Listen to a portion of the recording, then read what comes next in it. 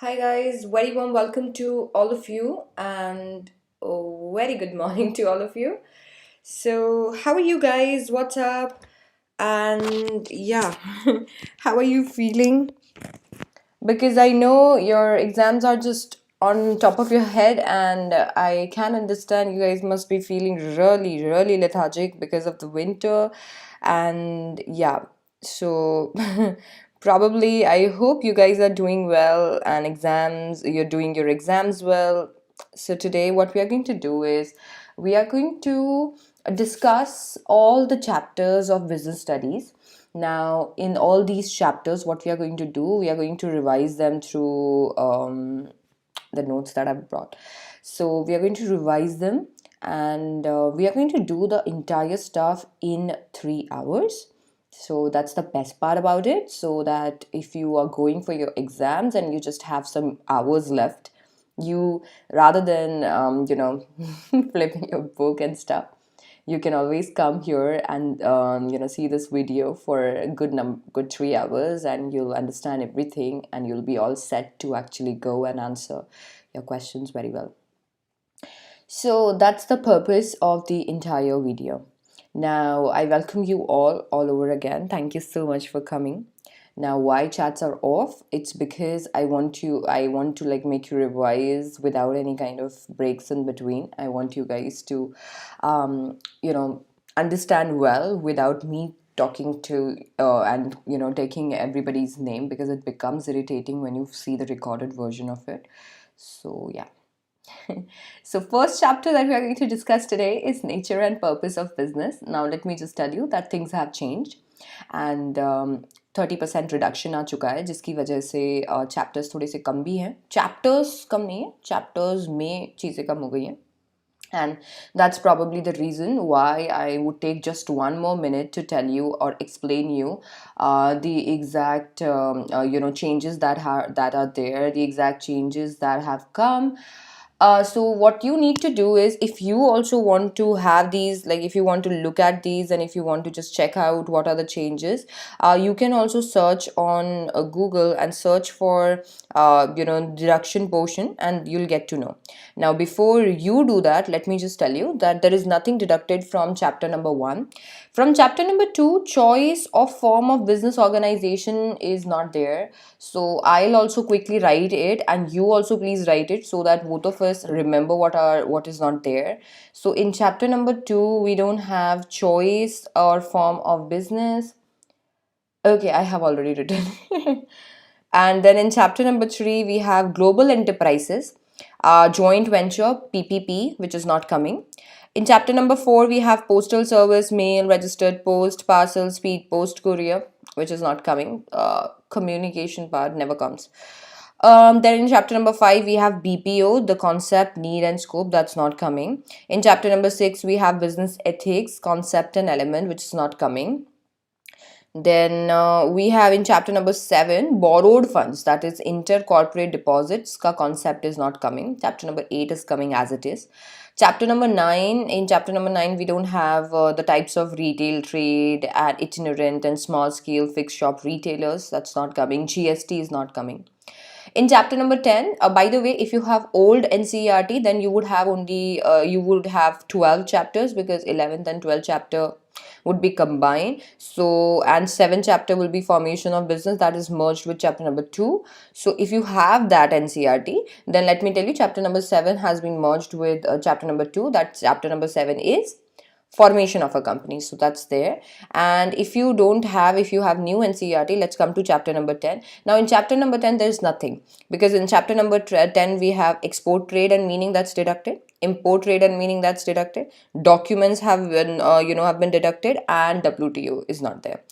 So exactly what's there? So yeah, this is how it is. Let me just tell you quickly what I have. Let me just tell you quickly. Guys, So we have in evolution and fundamental of business, in this particular chapter, we are going to have some commerce things in it, and we are going to talk about the transport, trading, and all these things. We are going to talk about business and its meaning, business, profession, and employment concept. We are going to talk about that.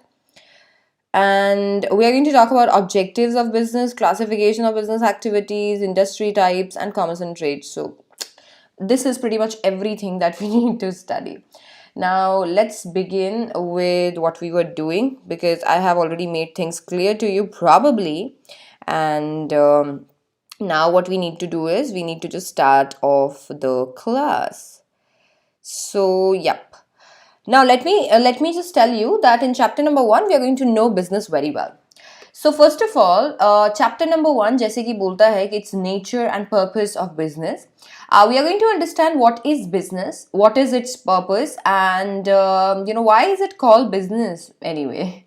Okay, so let me just tell you. As humans, we perform two types of activities. First is economic activity, the second one is non-economic activity. Now the first one is economic, and as the name suggests, it's going to be related to money.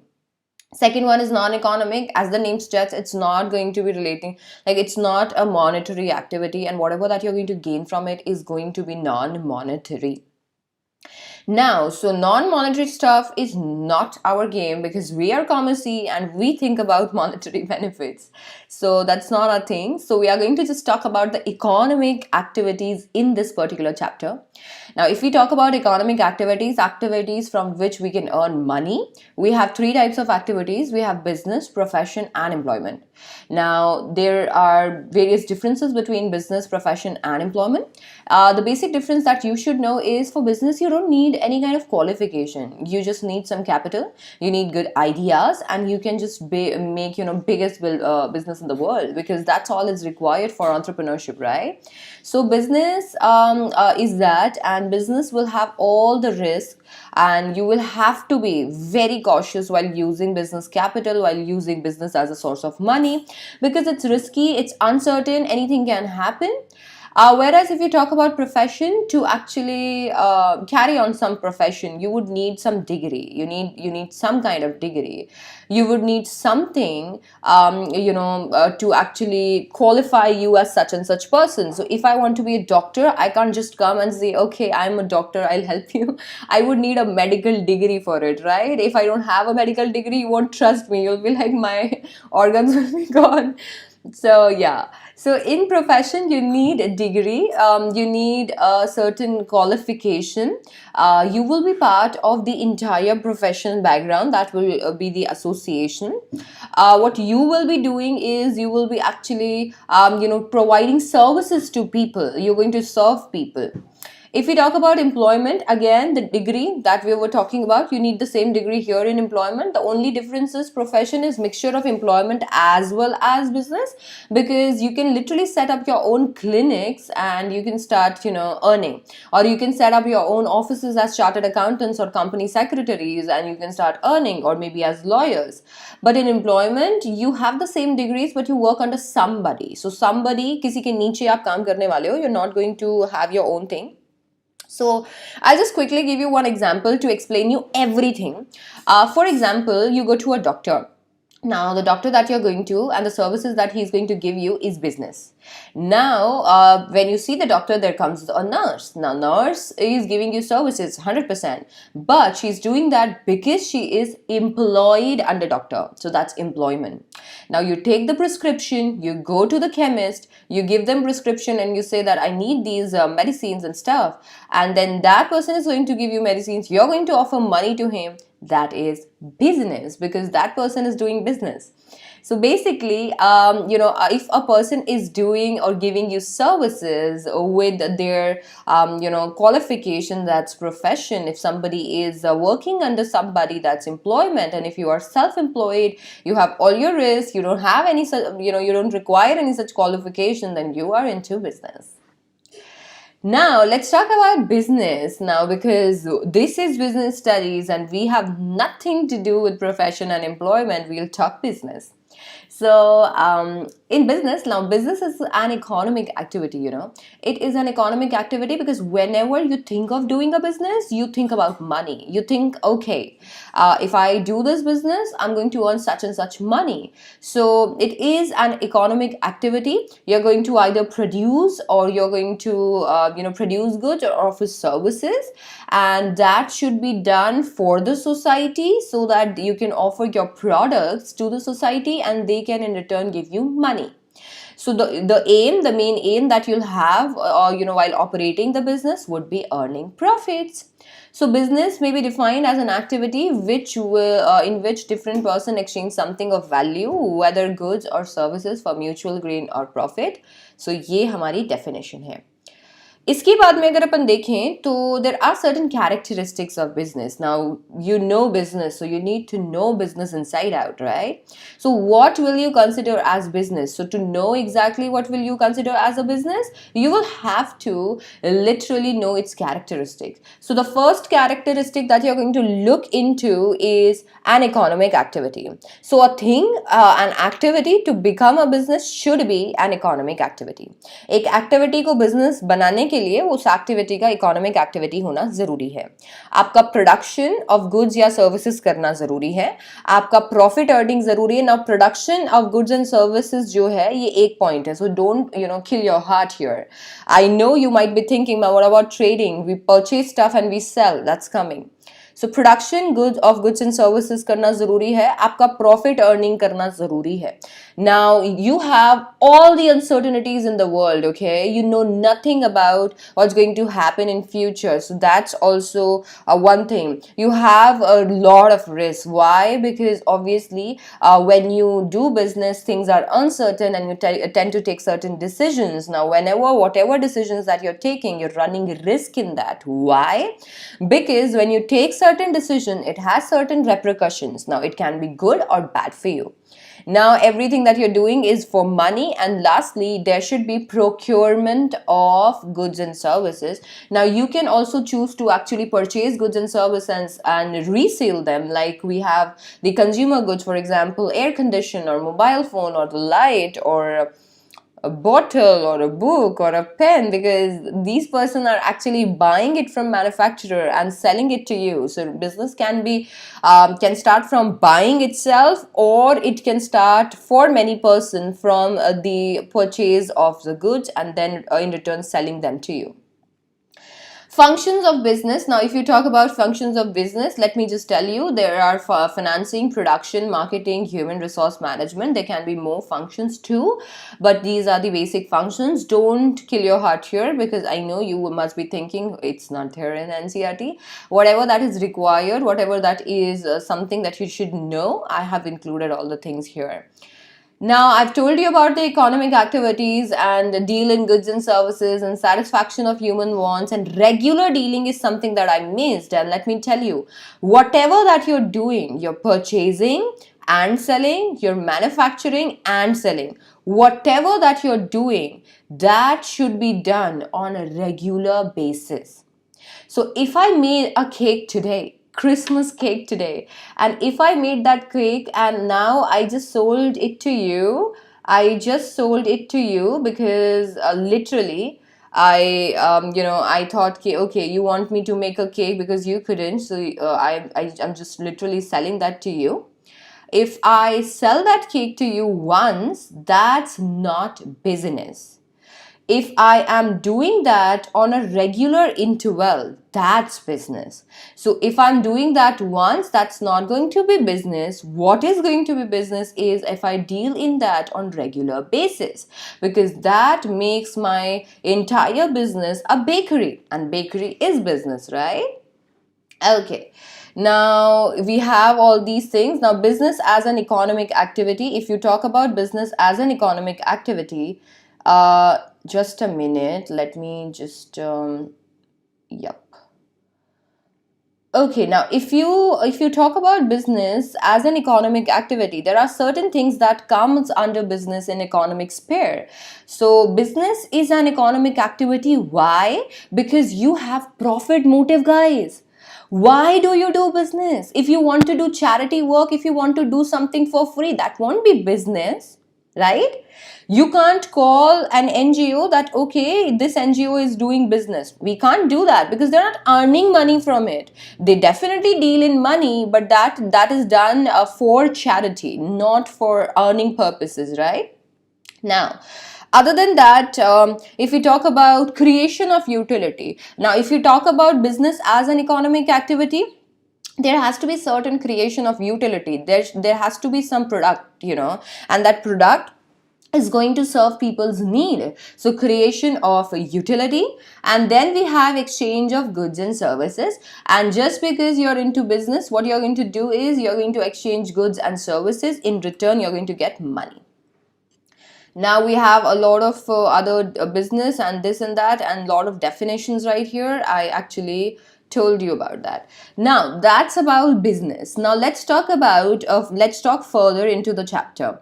Now let me just tell you, whatever that you do, and whatever activity that you're taking, the activity that you're taking, that activity can be business basis on the characteristic, right?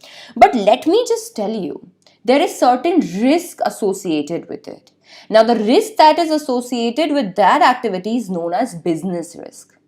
Now, the business risk can be of two types. It can be pure risk, it can be speculative risk. Now, you get to decide what kind of industry you are in that's going to offer such and such risk. If you know exactly that there can be losses or profits, you're running under speculative risk. If you know that you will be at the same position, there are going to be losses or no losses, you're running into pure risk. So basically, whatever that your risk is, it actually comes from the kind of business that you're dealing in. So if you are dealing in certain business, and if that certain business is going to has a little risk, then you have less risk. If you are dealing in a business that changes frequently, or you're running into a lot of risk, then that's different. So it totally depends on business to business. Now moving on, if you see, business can be further divided into two parts. Now one part is industry and the other part is commerce. Now, industry and commerce. Now, if you talk about industry and commerce in here, let me just tell you. If you talk about commerce and industry, business को आपने देखा होगा कि business की अगर अपन देखेंगे तो business इन्हीं में डिवाइडेड है. आप क्या कोई भी एक ऐसी एक्टिविटी बिजनेस की बता सकते हो जो इंडस्ट्री या कॉमर्स में फॉल नहीं करती हो? कोई भी ऐसी एक्टिविटी जो इंडस्ट्री या बिजनेस में फॉल नहीं करती हो, इंडस्ट्री या कॉमर्स में? Just a minute, I need NCERT थोड़ा सा, क्योंकि मेरे को ये देखना है कि मैं टॉपिक्स पूरे कवर कर दूँ ना, क्योंकि मुझे चैप्टर वैसे पूरे याद हैं, मेरे पास लिखा हुआ नहीं है यहाँ पे. तो I want to cover each and every topic. So I am just looking for NCERT. Yep. So whatever that you think, like whatever that you feel that, okay, this is something, this is business, तो can you actually name anything for that matters? कोई भी ऐसी चीज को आप नाम कर सकते हो जो कि बिजनेस है, बट वो आपके अकॉर्डिंग इंडस्ट्री या कॉमर्स में नहीं आती है? नहीं, हम लोग नहीं कर सकते हैं, क्योंकि whatever that you are going to name right here is going to be there in either industry और कॉमर्स. तो let me just tell you, industry क्या होता है. नाउ इंडस्ट्री एक्चुअली एक ऐसा इकोनॉमिक एक्टिविटी है जो कि रिसोर्सेज के कन्वर्जन से रिलेटेड है. इंडस्ट्री रिसोर्सेज के कन्वर्जन से ये रिलेटेड होता है. नाउ इंडस्ट्री में भी तीन तरीके की इंडस्ट्रीज आएंगी. We have the primary industry, we have secondary industry, and then we have the tertiary industry. Now in primary industry, as the name suggest, it's going to have it's going to be of a primary nature. So whatever that you're going to do in this industry is going to be totally related with mother nature. It can be mining, it can be agriculture, it can be animal husbandry, or anything. Now, these industry actually create raw material for the secondary industry. Why? Because in secondary industry, you're going to convert these raw material into finished products. Okay, so secondary industry, it deals with manufacturing or conversion of raw materials into finished goods. Whereas the third one, which is tertiary industry deals with services. So in this industry, you're going to actually offer services just like communication, education, restaurant. That's Now, other than this, we have commerce. Now, commerce and tertiary industry is somewhat related, because in commerce also somewhere you do the same thing. Now, commerce is further divided into trade or auxiliaries to trade. Now, in trade, what we do? Now, trading means, taking or giving. It's like if you buy certain thing or you sell certain thing, buying or selling refers to trade, right?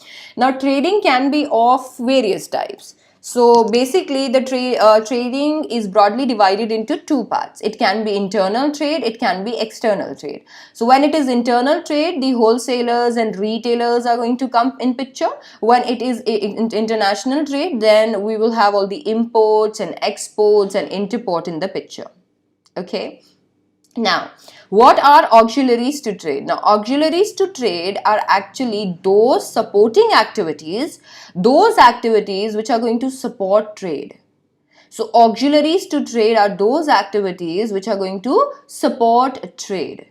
So, these activities will be those activities that are going to support trade. For example, communication, advertisement, warehousing, transportation. Okay, so auxiliaries to trade are those activities. Now, if you walk in further, you will see that we have the explanation of all these activities. We have transport and communication, banking and finance, insurance, warehousing, advertising. Now, let me tell you, these are the activities that are going to actually remove all the hindrances. कोई भी रुकावटें होंगी उनको ये remove करेगा. And what these activities are going to do to you, these activities is going to make, like, these activities will make your trading easier, and that's why these are known as auxiliaries to trade, right? So these are going to make that easier. How? If you have transportation and communication, you don't need to worry where are you producing and what is your target audience and target customers and where are they residing, because if you are producing something in Kanyakumari, you can still transport it to Rajasthan. If you have banking and finance, you need not worry about the money and the capital, because if you have certain good ideas and if you have financing options right in your hand, you can make literally the best business out of it. Insurance, you need not worry about the risk of losing everything that you have earned. You not be risky, or maybe like the Hindi picture heroes, when they stand and see the factory burning. So you're not going to be that person. Why? Because you have got it insured. You're going to get insurance out of it if it burns out of your major cause, right? Proximate cause. We are going to talk about that in chapter number 4. Don't worry. Okay, then we have warehousing. Now, if you are a person who's going to make a lot of products, if you're a person who's going to make a lot and produce a lot, you need not worry about actually keeping it, because you have warehouses. Now, this actually is very important. Why? Because Lay's, for example, we eat chips, we love potato chips, right? So Lay's is not going to be like, okay, so Shipra is going to come, and when Shipra is going to come, I'm going to quickly fry the chips, I'm going to put them in the packet, and I'm going to give it to Shipra. No, they are going to they have prepared everything, they have all the production in place, but where will that production go? Because they are not going to produce immediately, and we are not going to just buy that product immediately. So they need some time to hold that product till it gets purchased. So that time will be provided by warehouses. Why? Because you can literally store your goods there, and as and when demand arises, you can give it to your customers.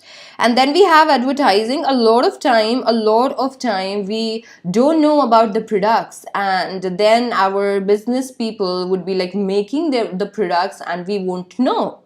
So how will we purchase them? That's where a business comes into like advertisement business advertisement come into picture. And that is the reason we all do advertisement, so that people know exactly what we are offering. See, all the businesses are different and they're offering one thing or the other. If that were not the case, they would not be in existence, right? So we know that they are going to produce something that will be of utility to us. So that's the reason why they finally decide that, okay, I'm going to produce this and I'm going to tell the world that I have produced this, so that anybody who needs product like this can come to me. So advertisement is not forcing, it's about spreading information about the product so that people can actually approach you. Okay, now then we have objectives. Now business has a lot of objectives. Like if you see, mainly when we talk about business, we talk about only one kind of objective, and those objectives are actually the monetary objectives. We talk about how we are going to earn a lot of money. We talk about how we are going to be at profit and stuff. So a lot of time we actually do what? We actually think only about profit. But is that the case? Is that the case? That is that how we should think? क्या हमें सिर्फ profit के बारे में ही सोचना चाहिए? नहीं, हमें हमेशा से प्रॉफिट के बारे में नहीं सोचना चाहिए. क्यों नहीं सोचना चाहिए? क्योंकि आप अगर सिर्फ और सिर्फ प्रॉफिट के बारे में सोचते हो तो वन वे और द अदर आप किल करते हो अपनी बिजनेस को, खुद किल कर देते हो अपने बिजनेस को. तो if you keep on thinking about profit, you are killing the businesses. Okay, so you are killing your own business, and that's where come the multiple objectives of business. So when you actually have a business, you have certain objectives like market standing, innovation, productivity, physical or financial resources, earning profits, manager performance and appraisal or development, or maybe worker performance or attitude. These are also your objectives, because if these are not in place, your business is going to run here and there.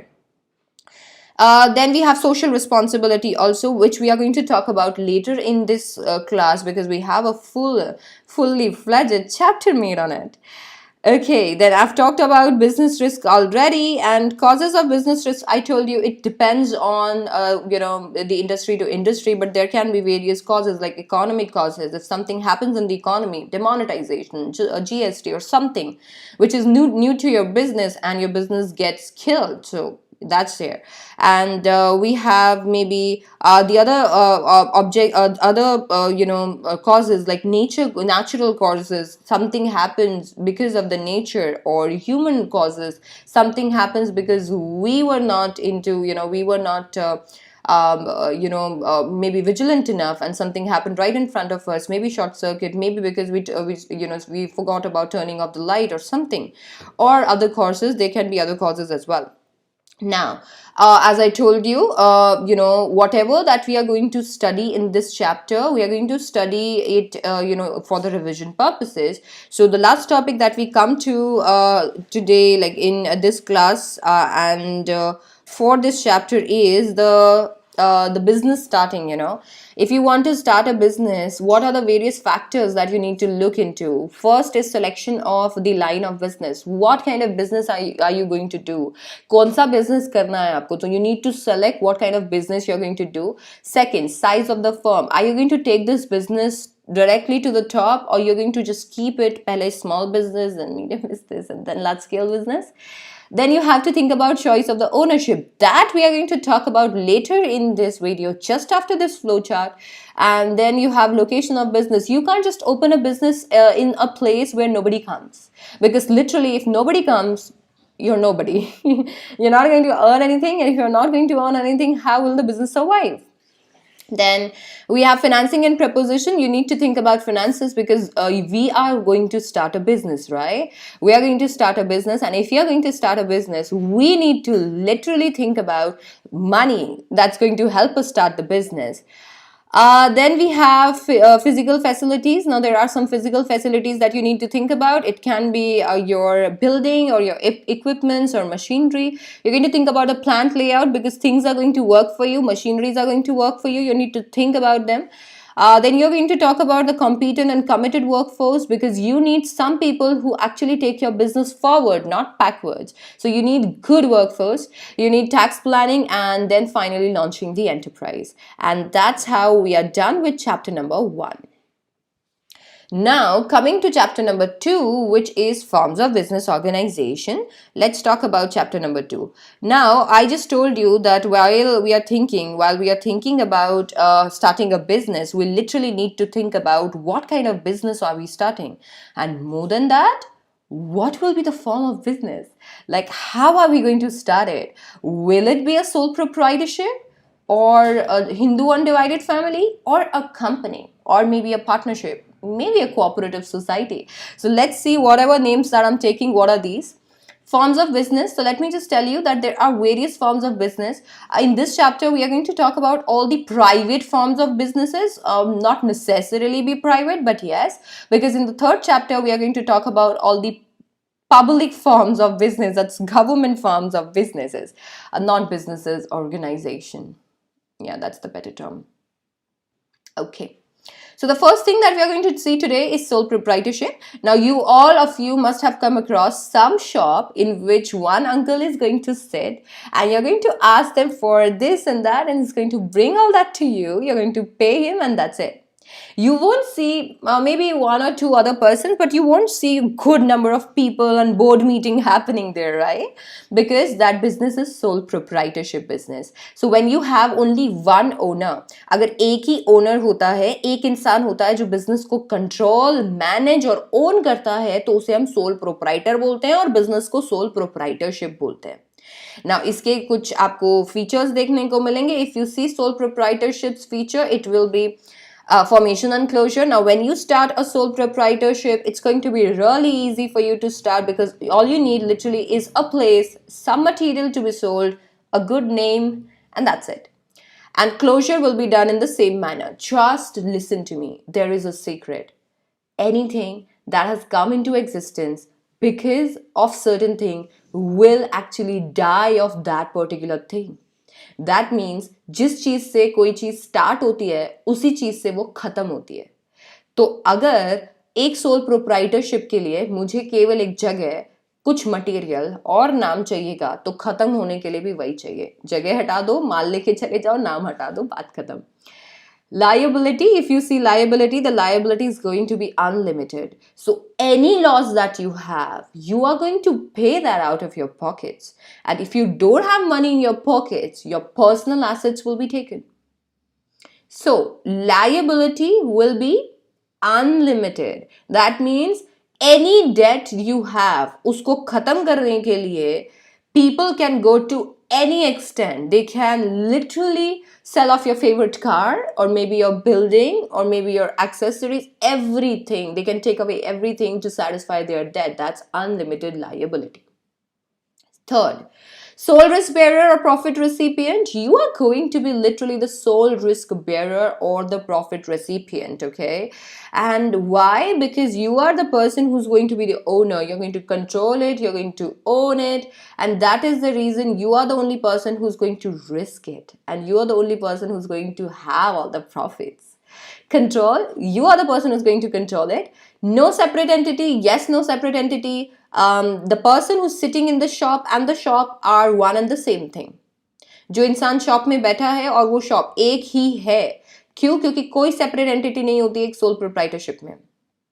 Sixth one, lack of business continuity. Business continuity थोड़ा सा problematic रहेगा यहाँ पे. उसके पीछे reason ये है कि अगर सोल प्रोप्राइटर को कुछ हो जाता है, business goes in when. Then we have small size business. You will have small size business. Why? Because whatever money that you have is the only money as capital, and you can take loans to that very extent because you are only a person, and you will have to take loans on your personal security, and you're not going to get lots and lots of money. lot of money. Okay. Advantages of sole proprietorship. But if you want to go in sole proprietorship, these are the advantages. You can literally make quick decisions. You can have all the information confidential. You can have direct incentive because whatever that you're going to put into the business, you're going to literally have it back and you're going to earn money, and that too directly. Sense of accomplishment because you will feel that, okay, I'm my own boss. Whatever that I'm working, however that I'm working, and whatever that I'm doing is something that I am doing, and whatever the losses and profits come into picture, I am the one who's going to be responsible for it. And then you have ease of formation and closure. You don't need attorneys. You don't need me. You don't need me to start a business because you can literally do that, a sole proprietorship business, because you can literally do that with a place and you and some material to be offered as sale. So limitation, if you're thinking about sole proprietorship, you need to be literally be thinking about the limitations. You will have limited resources, guys. You won't have unlimited resources. You have all the money that you have in your pocket, and to the extent of the bank loan that it can have, you have just that.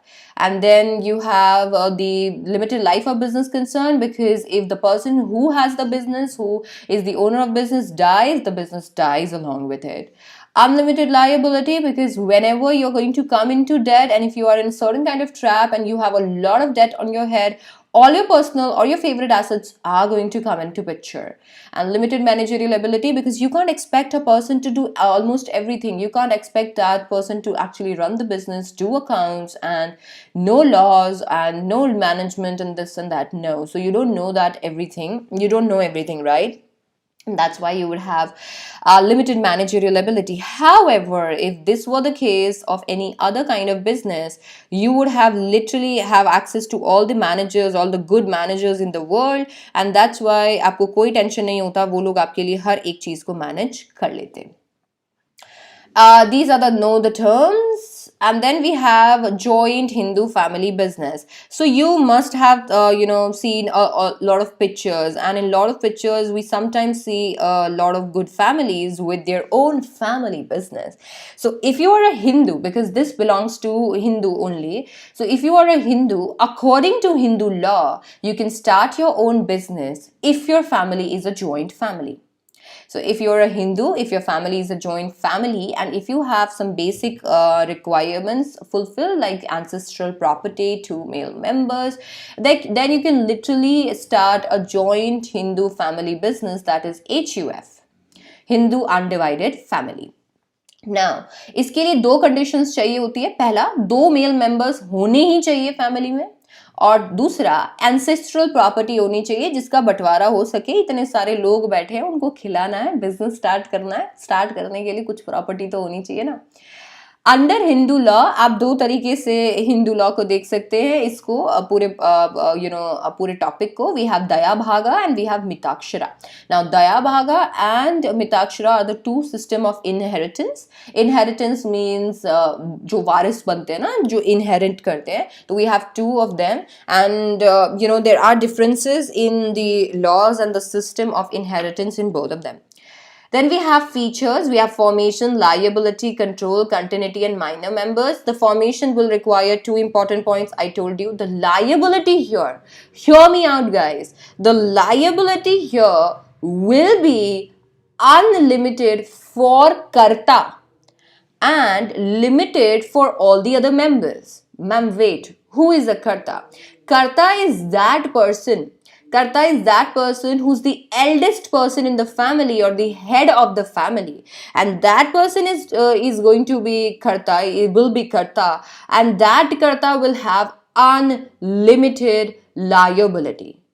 However, all the other people in the family will have liability limited to their extents. So if something happens and to fulfill the debt we need money, Karta is going to give everything that he has particularly to pay off the debt, because he has unlimited liability. But guess what? If you have unlimited liability, you've got all the control. Because in third point, we have control. So who's going to control the entire business? Karta. Because obviously he's eldest member in the family. He's running a lot of risk. He needs the control. Continuity, yeah, the business will have a kind of a perpetual succession until we have until we have male members in the business, and it's going to go and keep on going. Why? If karta dies, next member who is there in the line will become the karta. If that person dies, the next person who's there in the line becomes the karta, and that keeps on going.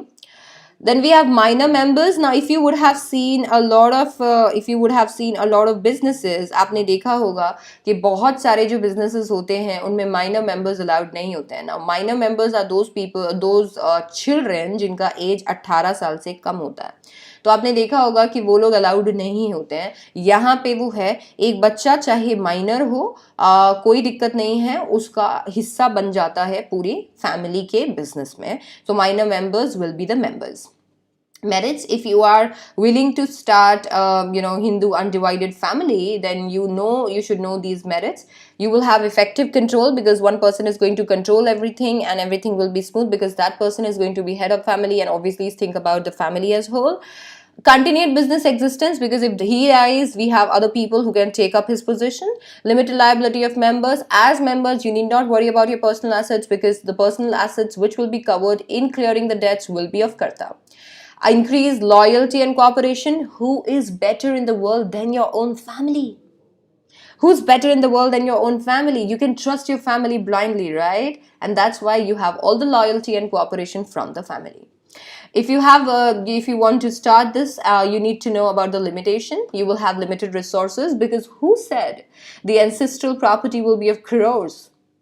It can be of any amount, right? You can be any family and you might have less resources. Unlimited liability of karta: poor karta will have to literally pay debts from his own pockets. Dominance of karta, but that's not poor. Like, karta is not always poor. He can be dominant as well.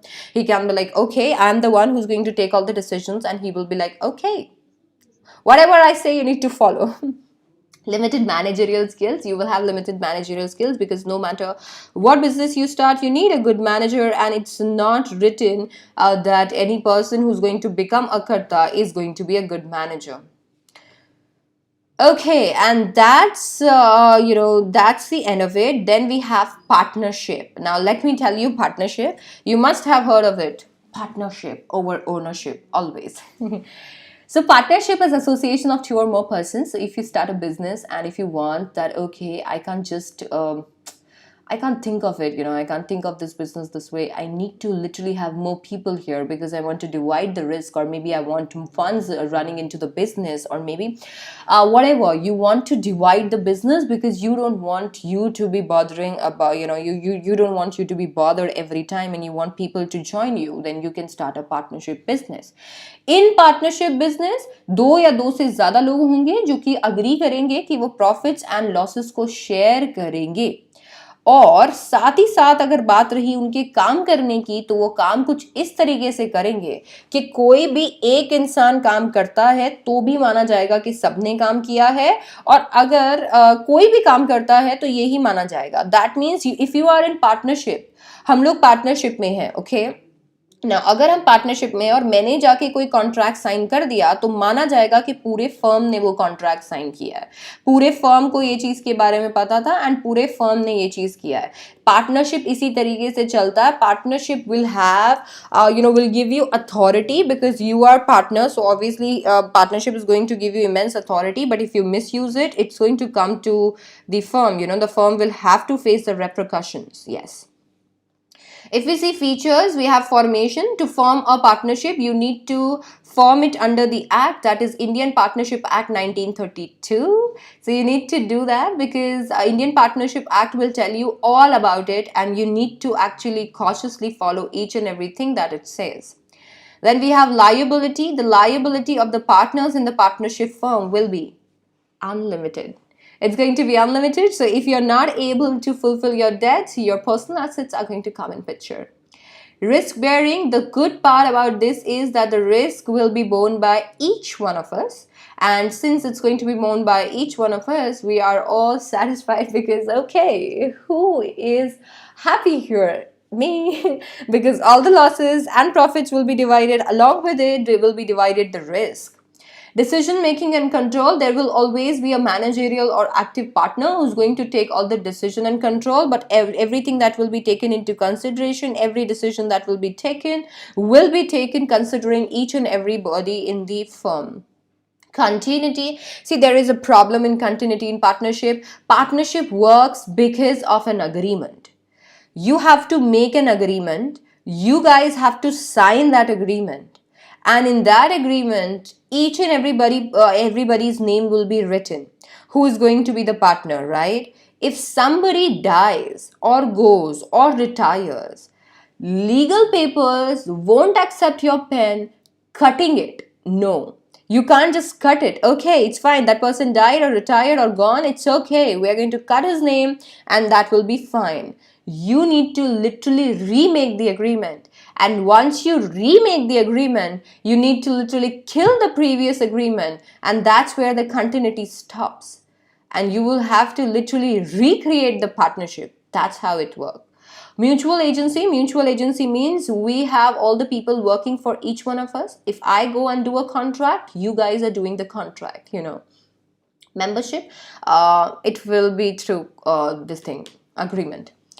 If you are willing to start a partnership, you should know about the merits, because who doesn't like merits? We have ease of formation and closure. Actually, it's because you have to literally have the agreement right in place, because even the Indian Partnership Act 1932 asks you to make an agreement, and if all of us, like all of you guys, agree to those terms and condition, and if all of you sign that, that's the beginning of it, and you can always start the business. Balanced decision making, you can literally have balanced decision making. Why? Because you have got one brain. I don't know if that's grammatically correct. You've got one brain, right? But if we have a lot of other people in the business, if I am thinking about something, if I am taking a certain decision, other people might have their opinions over it, and you never know who gives the best opinion. Okay, so you will have all the opinions, you will have all these decisions, you will have all these suggestions flowing in. Then we have more funds, because obviously if you want to become a partner, you will have to invest a lot of things, like if you need to invest a lot of funds into my business, and that's how a lot of persons who are going to come into the partnership are going to pay. They're going to pay and they're going to come into the business. That's how it's going to happen. And that's how, if they are going to pay and come into the business, that will give you more funds. Sharing of risk, because obviously you're not alone in this, so you are going to share the risk. And secrecy, because you don't need to disclose. आपको disclosure करने की जरूरत नहीं है. You can always keep everything secret. Limitation, unlimited liability. You will have unlimited liability. So if worst come worst, you need to sell your favorite car or house or anything. Limited resources. Yes, you heard me right. You can have limited resources, because we say that partners are going to come in with some money in their pockets. What if they just don't have that much money? And they come with 10,000 or maybe 20,000. How can 10,000 and 20,000 lead to a good business? That's the problem. Actually, a business needs good capital. Because when business grows, it needs a lot of stuff. And for that lot of stuff, you need capital. And trust me, when you start a business, 10,000 bucks or 20,000 bucks is nothing. So it can lead to limited resources. Possibility of conflicts. So there can be possibility of conflicts, because again, we have a lot of minds meeting up in the same boardroom, and if we discuss something, and if I say something and you disagree to it, or if you say something and I disagree to it, that's probably leading us to conflict and breakup. Lack of continuity. Why? Because if somebody goes, you can't cut his name from the agreement. You need to literally make a new agreement. To make a new agreement, you need to kill the previous agreement. It discontinues. Okay, then we have different types of partners in here. We have active partner. Active partner is the partner who's going to participate in the business actively. He's going to be like, you need money, here's the money. You need work, here's the work. You need management, here's management. He's going to be actively participating in the business. Then we have sleeping or doormat partner. He's not going to participate in management of the firm, but guess what? He's going to give us money. So he's going to just give us money, and he's going to be like, I'm giving you money, I just need my share of profit and losses. I am not going to look into the business. I don't have got time. So I don't have time. So yeah. Secret partner. Secret partner is a person who is a partner in our firm, but nobody knows about it. So he's going to be the partner in the firm, but nobody means nobody literally knows about it. So that's a secret partner. Nominal partner. Nominal partner are partner who are not real partner. Actually ये वो लोग होते हैं जो अपने नाम को, अपनी रेपुटेशन को आपको उधार पे देते हैं आपके बिजनेस के लिए, बट ये एक्चुअल पार्टनर नहीं होते हैं. तो फॉर एग्जाम्पल मैं एक बहुत रिनाउंड नेम लेके आती हूँ. फॉर एग्जाम्पल मैंने एक बहुत अच्छा बिजनेस स्टार्ट किया और मैंने बोला Shahrukh Khan is also a a partner of this business, and you are going to be like, oh my god. So whenever whatever name that you have, a renowned name, और जिसका नाम का वजह से बहुत सारे लोग आ सकते हैं, अगर आप उस नाम को यूज करते हो बट वो लिटरली पार्टनर है नहीं, तो उसे हम नॉमिनल पार्टनर बोलते हैं. But trust me guys, this doesn't work that way कि आपने जिसका मर्जी चाहा उसका नाम ले लिया. आप ऐसे नहीं बोल सकते ओ या Sachin Tendulkar is partner in this business, or maybe Mr. Narendra Modi is a partner in this business. You can't do that. You need to literally ask that person before taking his name. Partner by estoppel. Now, partner by estoppel means a person who, with his own initiative, acts as if he is a partner. तो अगर मैं खुद अपने initiative से ऐसे act करती हूँ कि मैं पार्टनर हूँ, तो I am partner by estoppel, then I don't get to deny the fact. Okay, and if I am a partner by estoppel, I literally have the liability there. Okay, so whatever business that I actually acted as a partner for, I literally have the liability for it. So you can't just act, okay, I'm a partner, and then say no, मैं तो मजाक कर रहा था, कैसा लगा मेरा मजाक. No, you can't do that. Partner by holding out. Now, partner by holding out is a person जो अपने आप को नोइंगली अलाउ करता है ये दिखाने के लिए कि वो फर्म का पार्टनर है, बट ये नॉमिनल पार्टनर जैसा नहीं है. ये चाहे तो डिनाई भी कर सकता है. ये जैसे मान लीजिए कोई एक इंसान आया आपके पास में, आपको एक कॉन्ट्रैक्ट करना था, आपका एक फ्रेंड वहाँ पे खड़ा हुआ था, उसकी अच्छी रेपुटेशन भी है.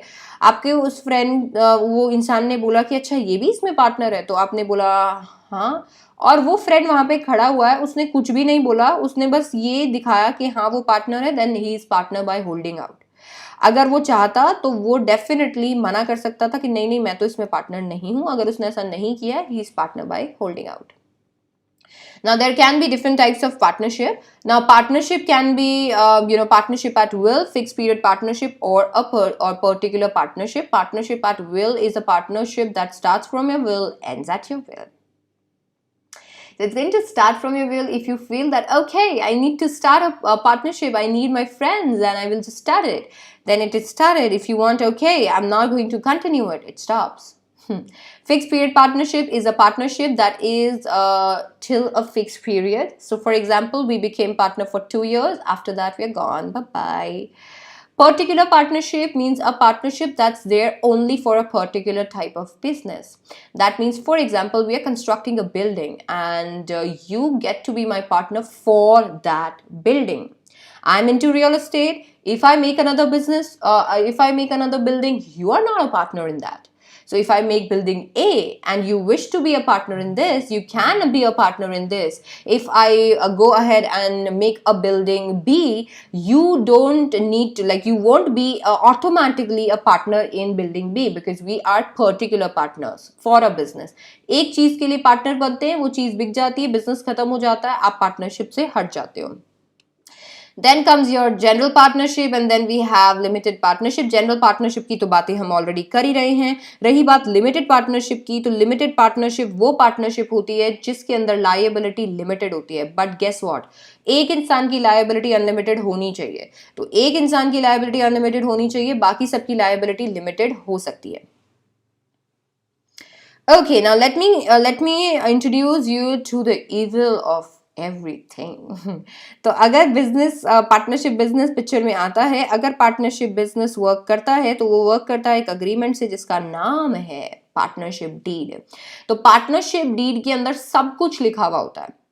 नेम ऑफ द फर्म का नाम लिखा हुआ होगा, name and addresses of the partner, name और एड्रेस लिखा हुआ होगा पार्टनर्स का, नेचर ऑफ बिजनेस वो लिखा हुआ होगा वहां पे, capital contribution by each partner, profit sharing ratio, rights and duty of partner, modes of maintaining accounts, rate of interest, then capital और उस पे, then amount of salary, provision regarding retirement and dissolution, methods of solving disputes, whether interest is payable on loan provided by partners, etc.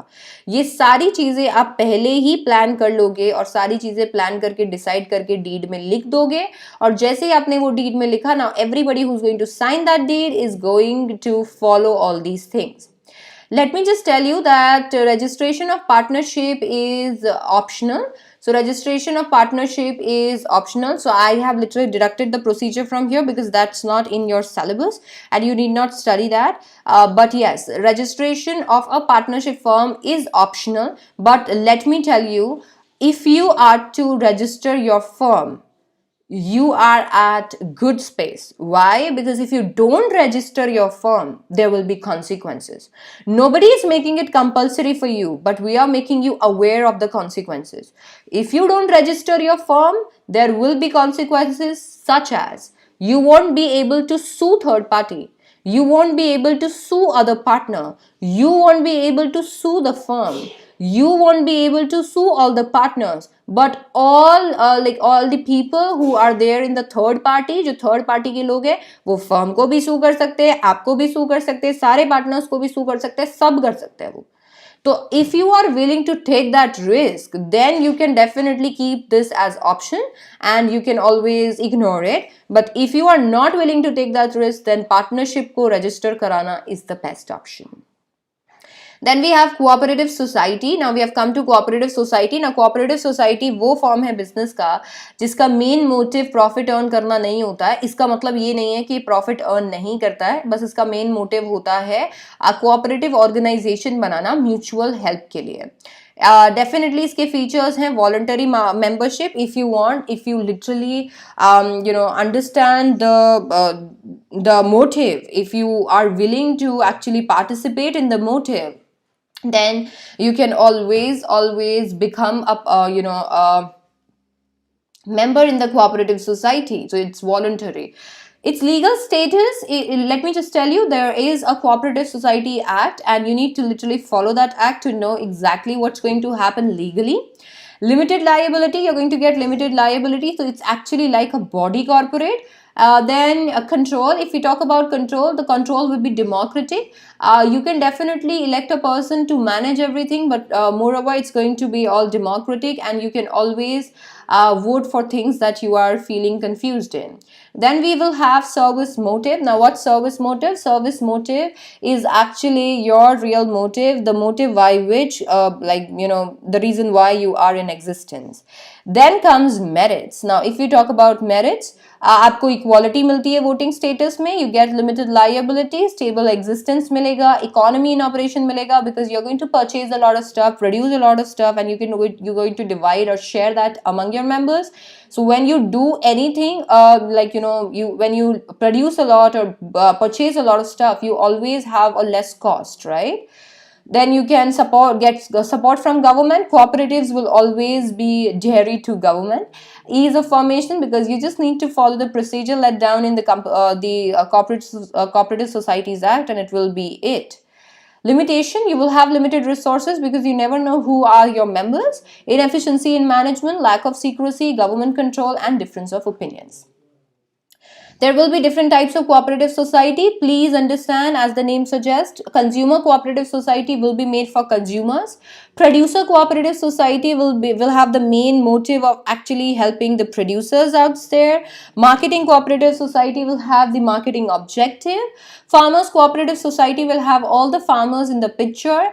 Credit cooperative society will have will be a society where all the people are going to actually collect all the funds and pool of all the funds, and then whoever needs the money will get the money at low interest rate. And then we have cooperative housing society. So these people will actually collect all the money, and whoever needs a good renovation and a good house will get that money at the lower in interest. So yeah, that's how it's going to be. Then comes your joint stock company. Now joint stock company is again a voluntary association. It will have individual, it will have all the individuals coming in for profit, and the entire capital, which will be huge, will be divided into shares that will be transferable. So if I want to transfer the share of if I want to share my part with you, or maybe if I want to transfer my shares to you, I can literally do that. Let me tell you the features. It will be an artificial person. It will be treated as person, but an artificial one, because obviously company can't run, breathe or meditate. Separate legal entity, the people of the company and the company will be different. So if you see Mr. Ambani and Reliance is one and the same thing, that's not the case. Mr. Ambani is different and Reliance is different. If something happens to Reliance, if something, if Reliance runs into some kind of conflict, that's none of the business for Mr. Ambani. So if somebody sues Mr. Ambani, Reliance will have no effect of it. Okay, so both of them are separate, and that's why the company will have separate legal entity. Formation: to form a company, you literally need to follow everything that is there in Companies Act 2013, and trust me, it's tedious. Perpetual succession, yes, the popular saying is men may come, men may go, but the company goes on forever. So a lot of people can come, a lot of people can go, but the company never dies until or unless its name is stricken off from the register of ROC. Control: the control will be in the hands of BOD, that's board of director, but trust me, everything will be definitely handed by shareholders, because shareholders are people who have invested their money into the company, and that's why they would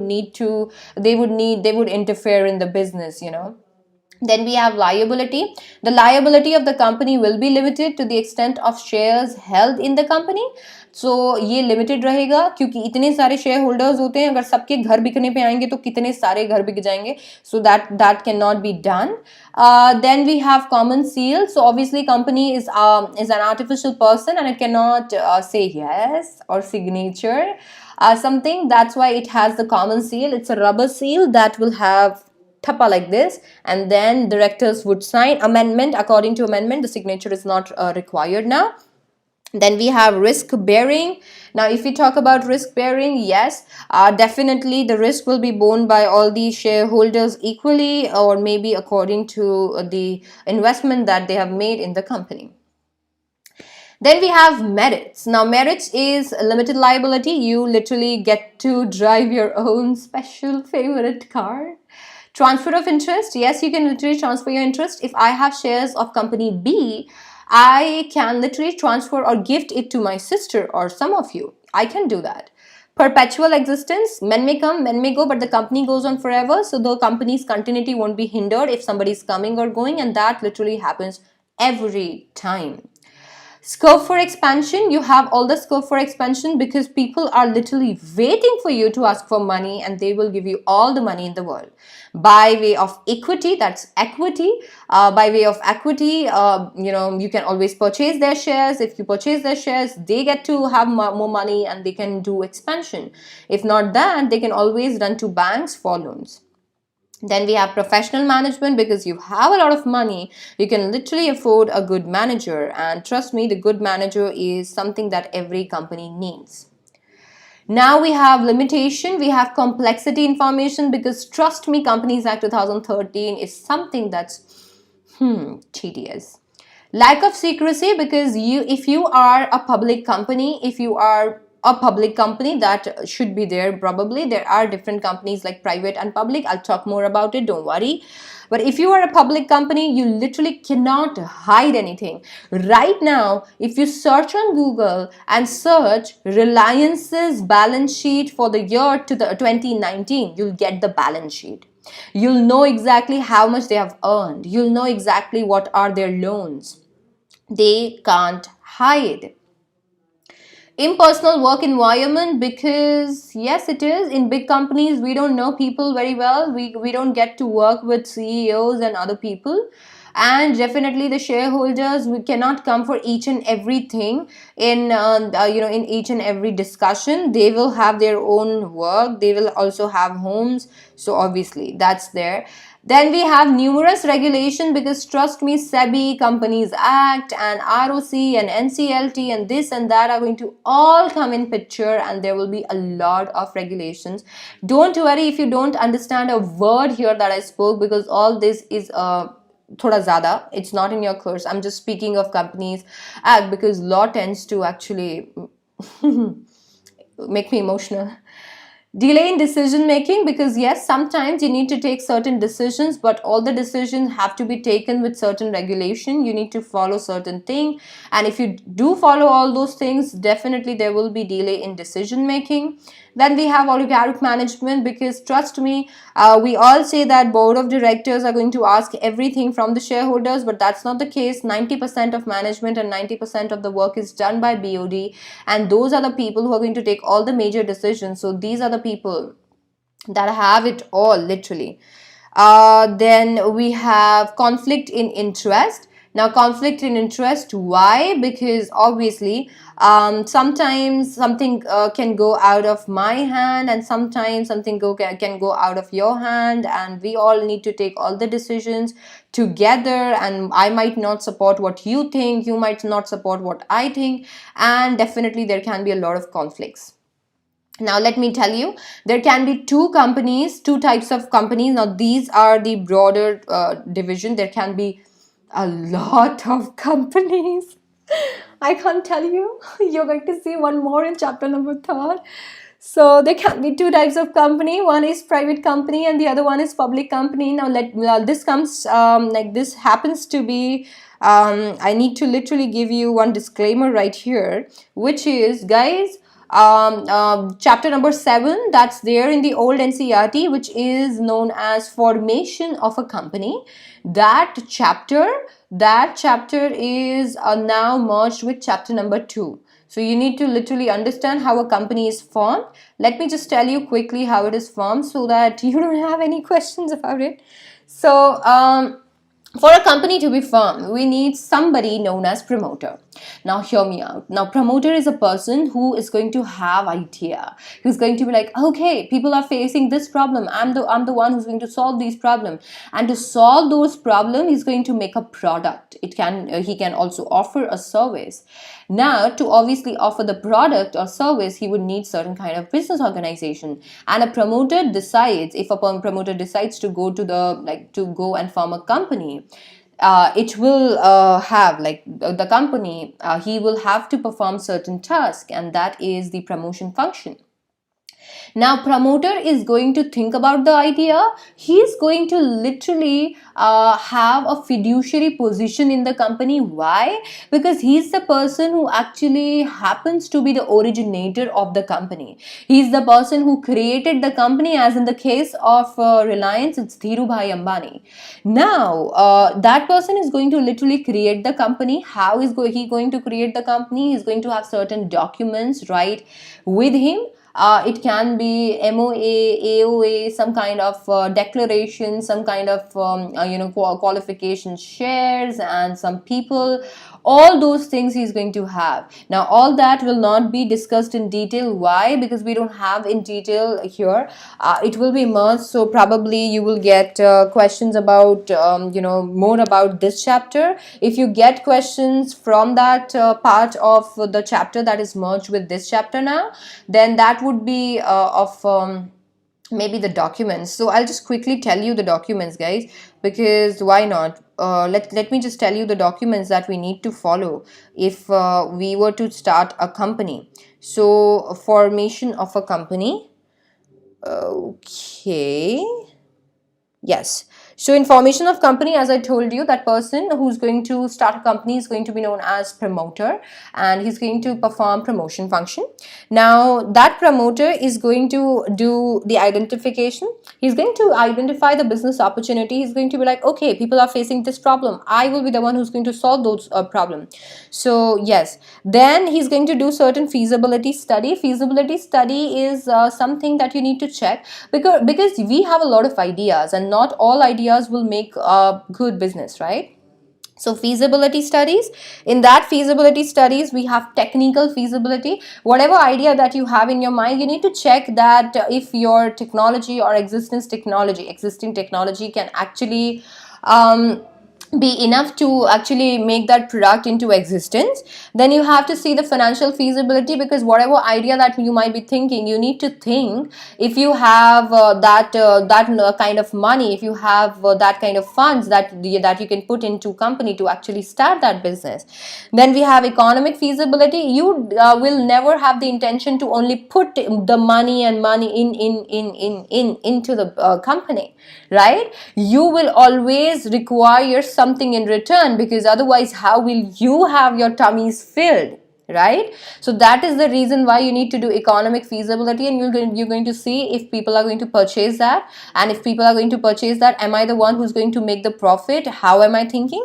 So that's economic feasibility. Then we have name approval. So obviously if you start a company, you need to name that company, and to name the company you will need a name approval. So whatever name that you're thinking of for the company, you need to select 2 3 5 names, and you need to give it to ROC. Trust me, ROC is the person who's going to help you with the company's existence. He's the person who's authoritative here, who is in the authority, and he's going to take all the decisions regarding if your company and your documents are all good, and if he can allow you guys to actually start a company.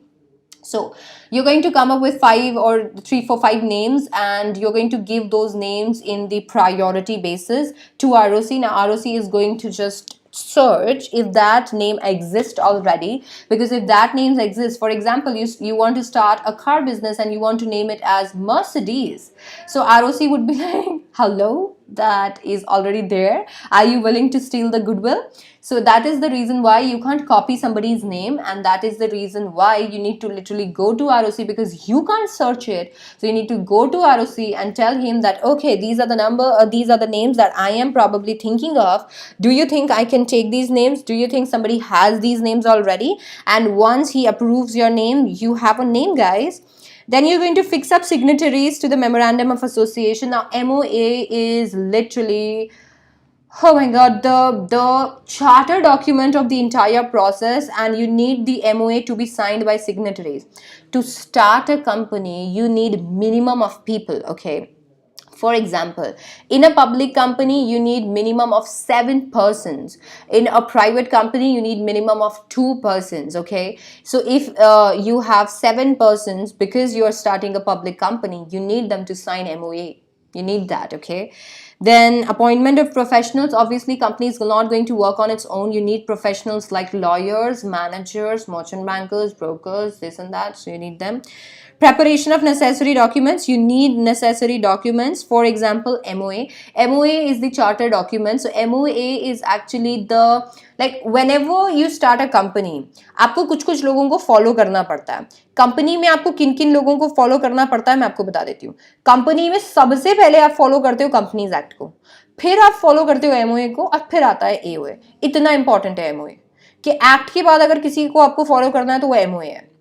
MOA में बहुत सारी चीजें होंगी, जैसे कि name clause जो कि आपका नाम बताएगा, रजिस्टर्ड ऑफिस क्लॉज जो कि आपका एड्रेस बताएगा, ऑब्जेक्ट क्लॉज जो कि बताएगा कि कंपनी स्टार्ट ही क्यों की है on the first place, liability clause जो कि आपकी लायबिलिटी बताएगा, कैपिटल क्लॉज जो कि ये बताएगा कि आप कितनी कैपिटल मेंटेन करना चाहते हो, एसोसिएशन क्लॉज जो कि ये बताएगा कि कितने ऐसे लोग हैं जिन्होंने कंपनी को स्टार्ट किया है, क्या मिनिमम मीट हो रहा है या नहीं.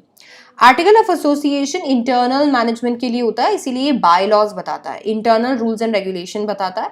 इसके अंदर आपको सारी चीजें लिख देनी होती है, कब आपकी कंपनी स्टार्ट हुई थी तो क्या क्या करना है, कौन ये करेगा, कैसे किसी को आप हटा सकते हो, कैसे किसी को आप नहीं हटा सकते हो, कितना आप सैलरी दोगे, कैसे प्रमोशन, बहुत सारी चीजें आप इसके अंदर लिख सकते हो, क्योंकि ये बाय लॉज होते हैं कंपनी के. अगर आप नहीं चाहते हो कि आप आर्टिकल ऑफ एसोसिएशन बनाओ, बहुत सारे टेबल्स बने हुए हैं आपके लिए, तो आप उन्हें भी चूज कर सकते हो, कंपनीज एक्ट ने बना के दिए हैं. Then we have consent of propose director. हम लोगों को प्रपोज डायरेक्टर्स की, जिनको हम अपना डायरेक्टर बनाना चाहते हैं, उनकी कॉन्सेंट चाहिए होती है, उनकी हाँ चाहिए होती है, तो वो लिख के बोलते हैं कि यस मैं चाहता हूँ इस कंपनी का डायरेक्टर बनना, एंड दैट्स हाउ. वो भी हमें चाहिए होगा. कुछ अग्रीमेंट्स हमें चाहिए होंगे जो हमने लॉयर्स के साथ, मैनेजर्स के साथ और इनके साथ किए होंगे. एक स्टैट्यूटरी डिक्लेरेशन चाहिए होगी, that's where we come into picture. You need a statutory declaration from attorney और सीएस और CA to say that every document that you have been preparing for the company is correct, and yes, the ROC can literally say yes to the company. and then you need to pay the fee. So that's how it's going to be. Now let me just tell you that once that's done comes your incorporation function. Now in incorporation, all these documents that you have collected, you need to give these documents to ROC, the registrar of company. ROC is going to see if the documents are correct, and if everything is fine, he's going to give you certificate of incorporation, COI. COI is a conclusive evidence, and nobody on this entire planet can question your existence. Question your existence if you have a COI. And that's how crucial it is. Because trust me, in law, a lot of cases can happen. And COI is going to be that evidence which is going to prove that yes, I exist. So COI is that crucial. So ROC needs to be very, very, vigilant to all these documents, and he needs to literally see if everything is fine. Because if something goes wrong, and if he say yes to the company, if he allots a COI, things will be gone for ROC. Because if a company is formed for a fraudulent purpose, you can't literally question the company's existence. Then once COI is done, once that's done, you finally start your company if you are a private company. If you are not a private company, and if you want to make a public company, then you have one more step, which is capital subscription, because you need to start your business, so you need money. So for that money, you would need capital subscription, that is capital, that is money. You would need SEBI's approval. Now SEBI is a person who is always thinking, or always thinking about investors, so you would need SEBI's approval, because he's going to see if everything is fine, and if you are a person who's not going to ditch his investors, and he's going to be always on the sides of investors. So basically he's going to ask for all the documents and stuff, and if you get to like अगर आप literally उससे approval लेके आ सकते हो, that's the best thing ever. Then we have filing of prospectus. You need to file for a prospectus. Now prospectus is the advertisement in which you mention a lot of things, and it's not the advertisement, because trust me, you can't advert anything that you don't mean here. Then once that's done, you're going to have a lot of other things. For example, you're going to have bankers, underwriters, and brokers. You will have to have minimum subscription. So if you actually go and sell your shares in public, 90% of it should be sold. Otherwise, you will have to return all the money that you have back to the investors. So 90% is minimum subscription. You would need stock exchanges application, and then you need to apply to stock exchange, and then you can finally allot. Once that's done, you have the money, and now you can start your business. And for that, now since you can start your business, अभी आ जाते हैं हम लोग उस business पे जो इन सारी चीज़ों से start होगा. तो आपने इतना सब कुछ जो किया है, इससे आपका दो तरीके की कंपनी बन सकते हैं. प्राइवेट कंपनी बन सकता है, तो कंपनीज एक्ट 2013 है, ये एक्ट गलत लिखा हुआ है. इससे जो है आप एक प्राइवेट कंपनी बना सकते हो. प्राइवेट कंपनी में 2 आपको लोग चाहिए होंगे, एंड मैक्सिमम 50 मेंबर्स चाहिए होगा. अमेंडेड है. आप डेफिनेटली अपने ट्रांसफर ऑफ शेयर्स को रेस्ट्रिक्ट कर सकते हो. आपको डेफिनेटली अपने शेयर्स पब्लिक को ऑफर नहीं करने हैं. आप जनरल पब्लिक को इन्वेस्ट करने के लिए नहीं बुला सकते हो. इसके बाद में अगर आप देखोगे तो we have minimum paid up capital. आपको 1 लाख की कैपिटल चाहिए होगा, जिससे आप ये स्टार्ट कर सकते हो. पब्लिक कंपनी जो है वो कंपनी है जो प्राइवेट कंपनी नहीं है. कम से कम 7 मेंबर चाहिए, लिमिट कोई भी नहीं है. डेफिनेटली ट्रांसफर ऑफ शेयर्स आप कर सकते हो. General public deposit shares debentures खरीद सकता है. 5 लाख के मिनिमम से ये स्टार्ट होगा. एक प्राइवेट कंपनी जो पब्लिक कंपनी की सब्सिडरी है, वो अभी भी पब्लिक कंपनी रहेगी. इसके बाद आ जाते हैं choice of form of business organization पे, जो कि गुड न्यूज डिडक्टेड है, तो आपको ये पढ़ने की जरूरत नहीं है. Now we have private, public and global enterprises. Now I will give you a 5 minutes break so that you can digest all of this, because now we're going to go at fast speed, because all these chapters are going to be very small.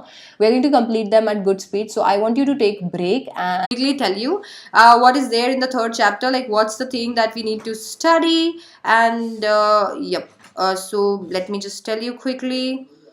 So guys, in this chapter which is the 3rd chapter, क्या क्या कटा हुआ है? Global enterprise, joint venture, global enterprise features वगैरह, joint venture, public private partnership का concept, ये सब कुछ नहीं आ रहा है.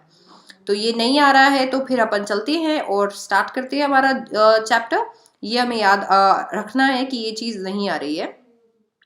Coming to third chapter which is private public global enterprises.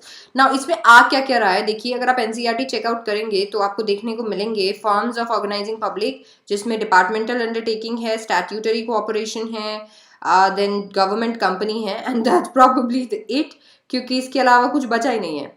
Changing role of public sector है, जो थोड़ा बहुत हम लोग कर लेंगे।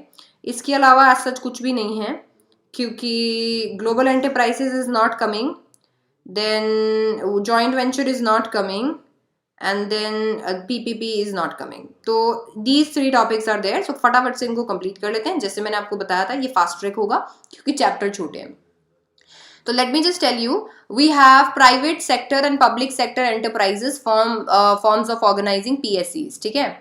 क्विक रिव्यू अगर अपन देखें, development of infrastructure, regional balance, economies of scale, check over concentration of economic power, import substitution, ये सारी चीजें हम लोगों ने देखी थी, अभी देखेंगे। और प्राइवेट सेक्टर और पब्लिक सेक्टर जो है, अगर अपन इसको देखें तो प्राइवेट सेक्टर हम ऑलरेडी देख चुके हैं बच्चों।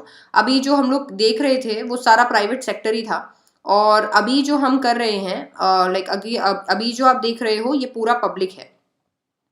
तो अभी पब्लिक में क्या क्या है, पब्लिक में we have departmental undertakings, we have government accounting and auditing, we have government companies. So we are going to just talk about these, which is statutory corporation भी आएगा इसमें। अगर अपन डिपार्टमेंटल अंडरटेकिंग की बात करें तो इसके फीचर्स देख लेते हैं। सबसे पहला, direct funding from the government, so you are going to get direct funds from the government, आपको डायरेक्टली पैसा मिलेगा गवर्नमेंट से। सर्विस कंडीशंस होंगी इसकी definitely, control by ministry definitely, क्योंकि डिपार्टमेंट है तो इसके लिए रिक्वायर्ड मिनिस्ट्री है, तो इसको कंट्रोल करने के लिए मिनिस्ट्री आएगी। अकाउंटेबिलिटी टू द मिनिस्ट्री, तो ये भी आपको ध्यान रखना पड़ेगा। अच्छा, इसमें पॉइंट नंबर 2 कहाँ है? ये भी आपको ध्यान रखना पड़ेगा कि आपको मिनिस्ट्री को, आप मिनिस्ट्री के लिए अकाउंटेबल हो, तो अगर जो भी चीजें आप करते हो आप आंसरेबल रहोगे मिनिस्ट्री को। मेरिट्स अगर अपन देखें तो definitely we have effective control of parliament, आपको यहाँ पे इफेक्टिव कंट्रोल मिलेगा पार्लियामेंट का। पब्लिक अकाउंटेबिलिटी मिलेगी क्योंकि लोग भरोसा करेंगे आप पे because you're a department. Revenue, आपको रेवेन्यू का सोर्स है गवर्नमेंट के लिए। ये नेशनल सिक्योरिटी प्रोवाइड करता है क्योंकि कंपनी नहीं है, एक नॉर्मल कंपनी नहीं है जिसमें कोई भी आ जाए या कुछ भी। वैसे नॉर्मल कंपनीज में भी ऐसा नहीं होता, बट यस, ये नेशनल सिक्योरिटी इसका एक बहुत अच्छा मेरिट है। लिमिटेशंस की अगर अपन बात करें तो we have lack of flexibility, you don't have a flexibility, why? Because you are a government department, you can't actually work as and when you require, you can't do things as and how you require, right? So there will be lack of flexibility.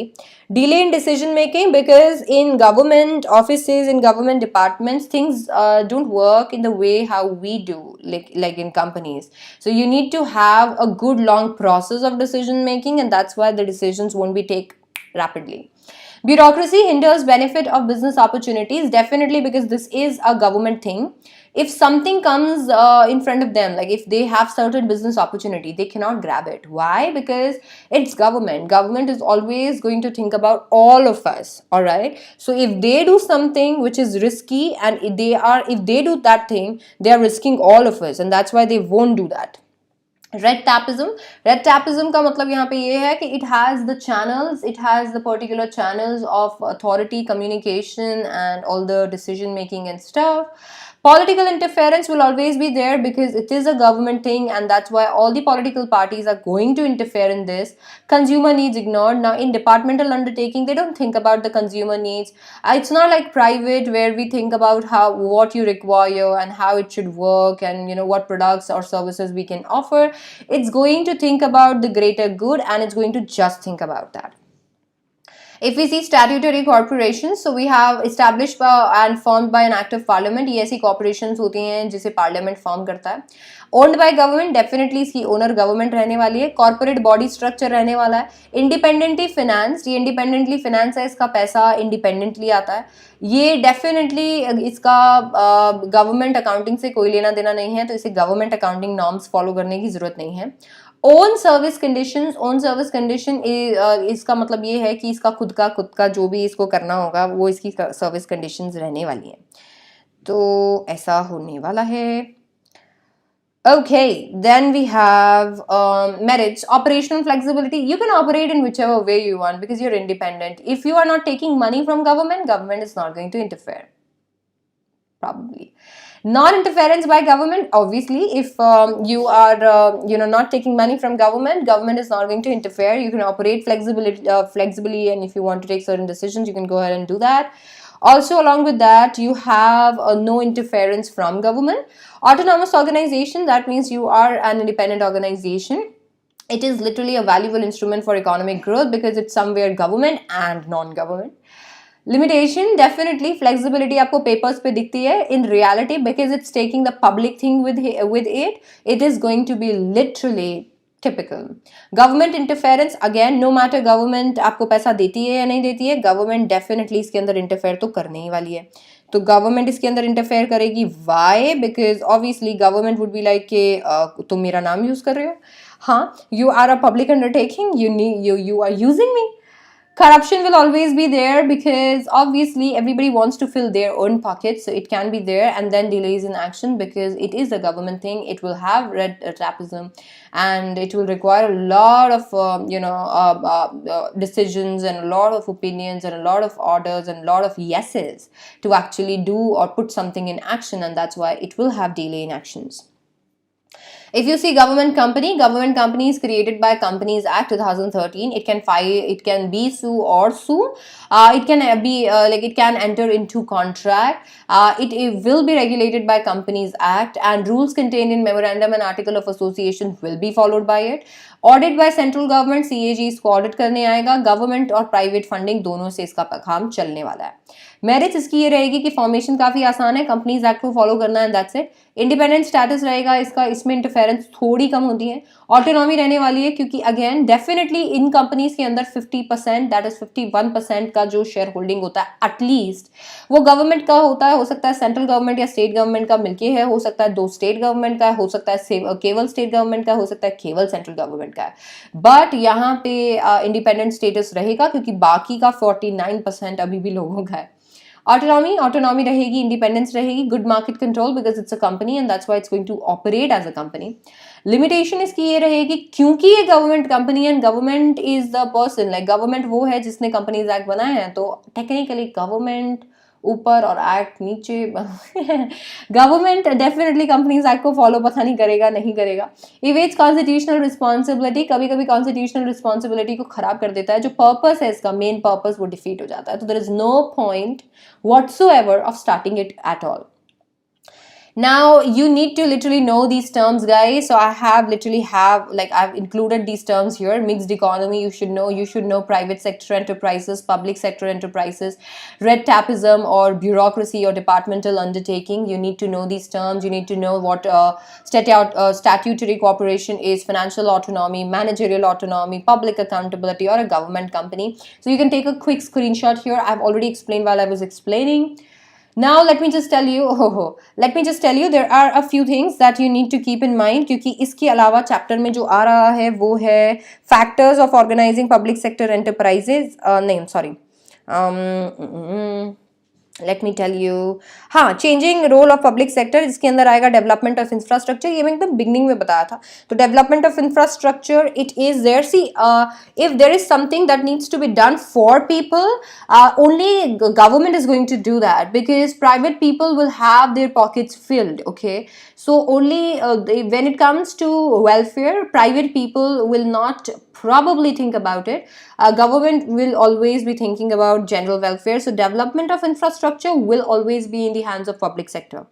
Regional balance के बारे में भी government सोचेगा. Nobody cares about regional balance because we are private people and we are going to fill our own pockets. Government is going to think about it because at the end of the day it's questionable, and in a democracy we can question them why is it happening and why it is not taken, if you're not taking any action on it. Economies of scale, then we have check over concentration of economic power. It's going to literally check if the entire power is not held by only one person. It's going to literally ensure or enforce regional balanced development. Along with it, it's going to literally disperse the concentration of power. It's going to give a lot of powers to all of people. Constitution has already ensured that by dividing the power into the organs like legislative, executive, or judiciary, or central, or the state government, or local governments. Then we have import substitution. You can always think about your country first. and if your country is doing something, and if you want to do something that can stop unnecessary imports, then that's there, but that's also be going to be done by government. And then we have government policy towards public sector since 1991. Now 1991 was a good year. 1991 was a good year for entire politics. If I tell you 1991 was the year when Cold War ended, because you're studying with political science, so Cold War ended in 1991. Rajiv Gandhi died in 1991. A big policy came into picture, which was LPG policy, liberalization, privatization, and globalization, and it changed how government used to work. So that these are the impacts, various impacts that you can always see. So that was the chapter, guys. Coming to the fourth chapter, which is business services. Now, before we move on to the fourth chapter, I would want to tell you that in the fourth chapter, we don't have postal services, mail, register post, parcel, speed post, courier, etc. So all that we are going to have is probably not communication. So yes, that's how it's going to work. Now we have business services. Now let's see the nature and types of services. Now if you see services, we have services are actually intangible. Products are something that you can touch, you can feel or touch or use. Now services are something that cannot be touched, but definitely you can have the experience of it. Lack of homogeneity or inconsistency, because service have to be performed each time according to the demands and expectation of each customer. You can't prepare everything and just be prepared, okay, I'm going to distribute these things to people. No, you can't have that. Doctor is going to write a prescription for you when you go to the doctor. Doctor won't be won't be prepared with all the prescriptions all written, and whenever you go, he's going to be like, here is your prescription. That's not happen. Okay, that's not going to happen, right? Then we have inventory. Now inventory agar apan dekhen to definitely we can't maintain a stock of the services. We can't stock services because services have to be given according to the consumer needs, and it varies from customer to customer, so you can't keep a stock of it. If you see, there are differences between goods and services. Now if you see intangibility, goods are tangible in nature, you can always touch them. Services are not. Inventory, definitely in goods you need inventory, you need to store all the goods with you so that as and when demand requires, you're always fulfilling it.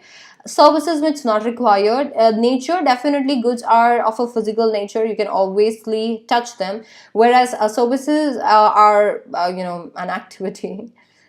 Type, if you see, goods are always homogeneous, because if somebody is offering you a pen, they're going to offer the pen. But if services ki hum baat karte hain, a doctor might face any kind of cases, a lawyer might fight different kinds of cases. It's always heterogeneous. Transfer of ownership in goods, it's possible. If you want, you can always have this from me, but in services that's kind of not possible, because you are the one who's going to do that, right? If I am ill, I am going to move on to a doctor. I can't pass my illness to you so that you go to the doctor. Okay, now know the terms. What are service? Service are identifiable, intangible economic activities जो कि human wants को satisfy करता है. What are business services? These are those services जो business enterprise use करती है so that they can carry on the business activity. Then goods. Goods is a physical product capable of being delivered to the purchaser, involves the transfer of ownership. Social services की अगर अपन बात करें तो these are those services that are done voluntarily, for certain goals. Personal services are those services definitely which depend on customer to customer. Okay. So these are the services that we were talking about. Now let me just talk about let me talk about this chapter in detail. So ये आपके कुछ services आ गए, हमने types of services और ये सब कुछ देख लिया. अब आ जाते हैं हम लोग बिजनेस सर्विसेज पे. नाउ बिजनेस सर्विसेज में एक सर्विस जो बहुत ही ज़्यादा खतरनाक है is the banking service. Now banking is the service that we all need, right? So in banking we have bank is a machinery जहाँ पे लोन्स लेना, डिपॉजिट्स लोन देना, एंड डिपॉजिट्स लेने का फंक्शन होता है. तो bank has their own function, different function, financing function. Whereas if you talk about banks, we have a lot of banks. We have commercial banks. Now commercial banks are those banks जो कि money में deal करते हैं, and they will be regulated by Indian Banking Regulation 1949. Then we have different types of banks. For example, cooperative banks. So you have the cooperative banks are those banks जो कि cooperatively like cooperative society जो हमने पढ़ा था, जो जैसे work करते हैं, तो definitely इसके ऊपर act भी cooperative society वाला ही होगा. If you see specialized bank, now specialized banks are banks that are doing a certain kind of activity. And then we have the central bank, that's RBI. What will be the functions of commercial bank? Now in commercial bank there will be varied functions. So it is going to accept all the deposits. So if you have deposits to make, it's going to accept all the deposits.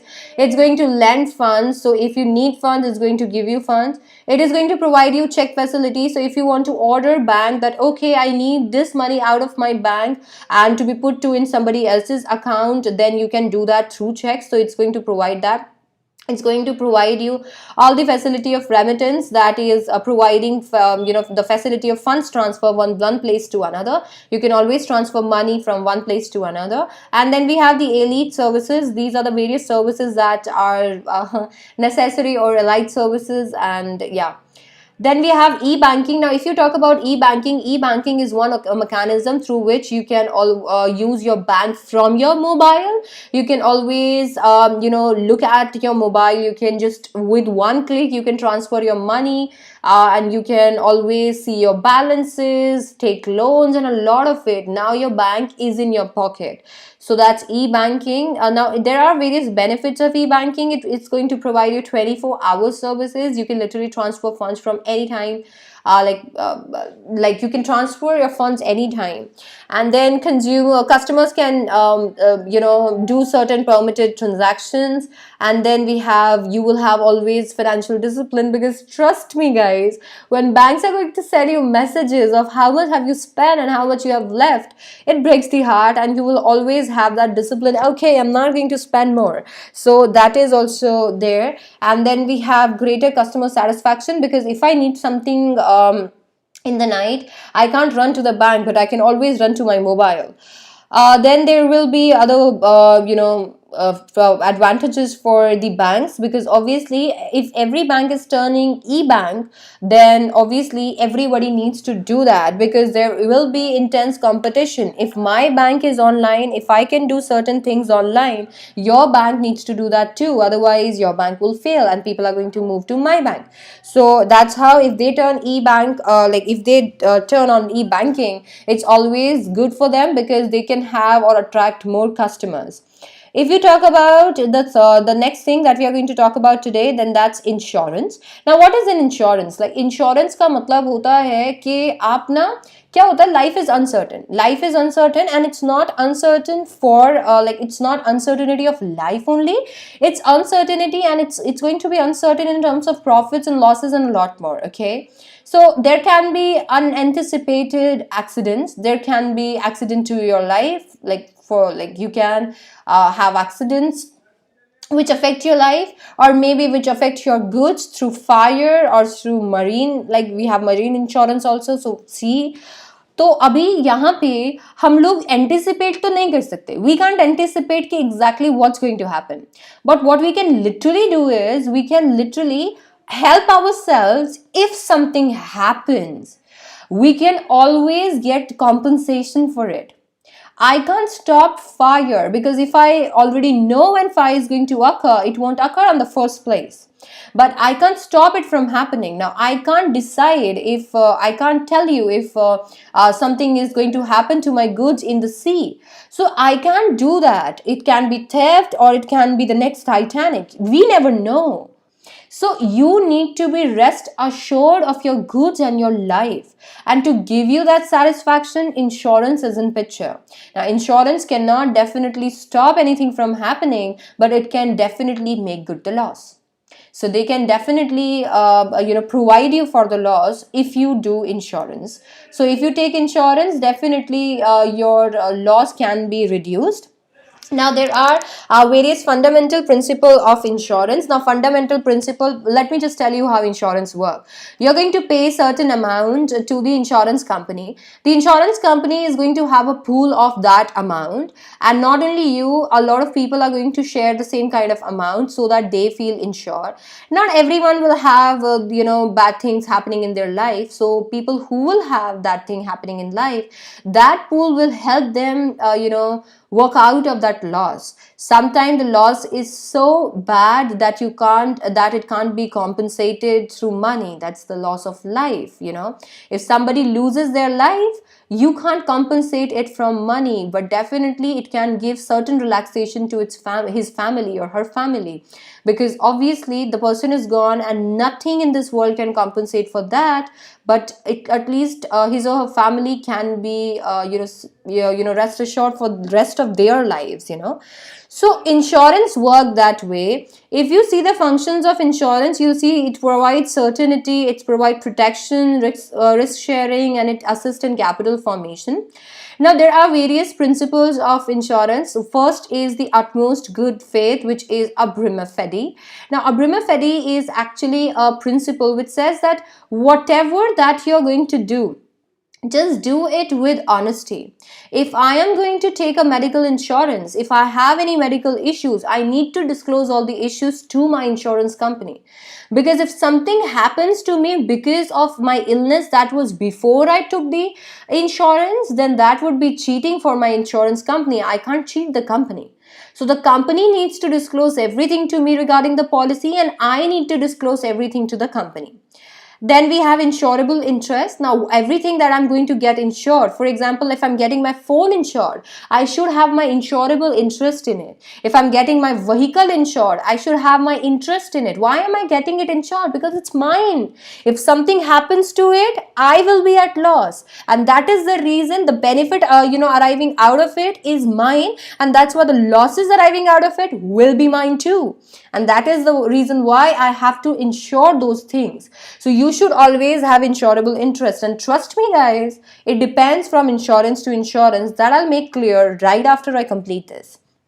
Now, indemnity. Now, indemnity is returning if you have faced a loss. It is a way of insurance company to compensate the loss, to make good the loss. Then we have the proximate cause. Now, insurance company cannot definitely take every chances. Now, insurance company, if you have fire insurance company cannot be like, okay, for every fire that's going to happen in your garage, or maybe in your go down, we are going to compensate. No, you have to literally tell them the proximate cause, and you need to take the policy that way. So if fire happens from short circuit, you will be compensated. If fire doesn't happen that way, you will not be compensated. Then we have subrogation. Now, subrogation is actually after settlement is done. Now, for example, certain accident happens and my car is damaged, like fully damaged, and it's so damaged that I cannot repair it. Okay, now I went to the insurance company and I'm like, this is what I have and I cannot repair it. If you can repair it, good. If you can't, give me money. Now I've taken money from them, and my car, that kabar that's there, something that's there जो कि scrap अभी पड़ा है वहाँ पे, that belongs to insurance company. I can't make double profits here. I can't have the money and the scrap value too. No, I will have the money and that will be it. Now the car belongs to insurance company and they can do whatever that they want. So that's subrogation. Then we have contribution. Obviously, for insurance to take place, you will have to submit few some installments of premium, so that you actually contribute to the pool of insurance companies, so that at least they can return something to you. Then we have, last but not the least, mitigation. Guys, let me tell you, mitigation is something that's for real. Now, if something is happening right in front of me, I literally have to stop it. If my godown is on fire and I'm standing there and I'm smiling because I have insurance, then that's something that's not going to happen, because insurance company would be like, what did you do? Okay, I will compensate for the loss, but what did you do? Did you try to stop the fire? Did you try to stop your stop the thief from stealing your car? No. If you didn't do that, that means this means nothing to you. Why will I compensate for it? And that's mitigation. So if anything is happening right in front of you, you know that there will be loss and consequences. You should try and give efforts to stop it from happening. If you don't stop it right there, insurance company will not compensate, because they'll be like, if you are not worried about it, why will I be? Okay, so that's mitigation. Now, there can be different types of insurance, life, and then we have fire and marine insurance. The best thing that you can, the best you can study insurance from is the types of insurance from is on page number 94 in your NCERTs. So you can literally have this, if you can literally see, you can have this differences column. Now ये column में आपको तीनों जो insurance है उनके differences मिल जाएंगे. ए, differences समझ में आ जाएंगे. बी, पॉइंट्स याद हो जाएंगे. तो एक बार ये देख लेते हैं. तो अगर आप सब्जेक्ट मैटर देखोगे तो लाइफ इंश्योरेंस में सब्जेक्ट मैटर ह्यूमन लाइफ होती है जिसको हम इंश्योर कराते हैं, जबकि फायर इंश्योरेंस में प्रॉपर्टी या कोई भी एसेट हो सकता है. मरीन इंश्योरेंस में शिप, कार्गो या फ्रेट कुछ भी हो सकता है.